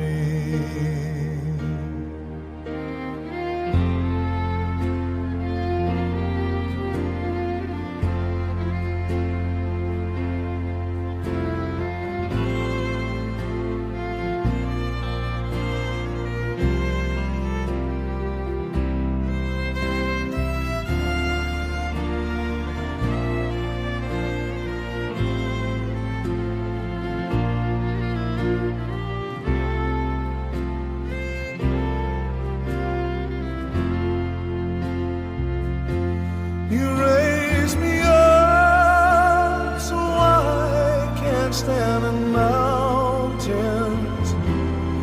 You raise me up to walk on stormy seas. I am strong when I am on your shoulders. You raise me up to more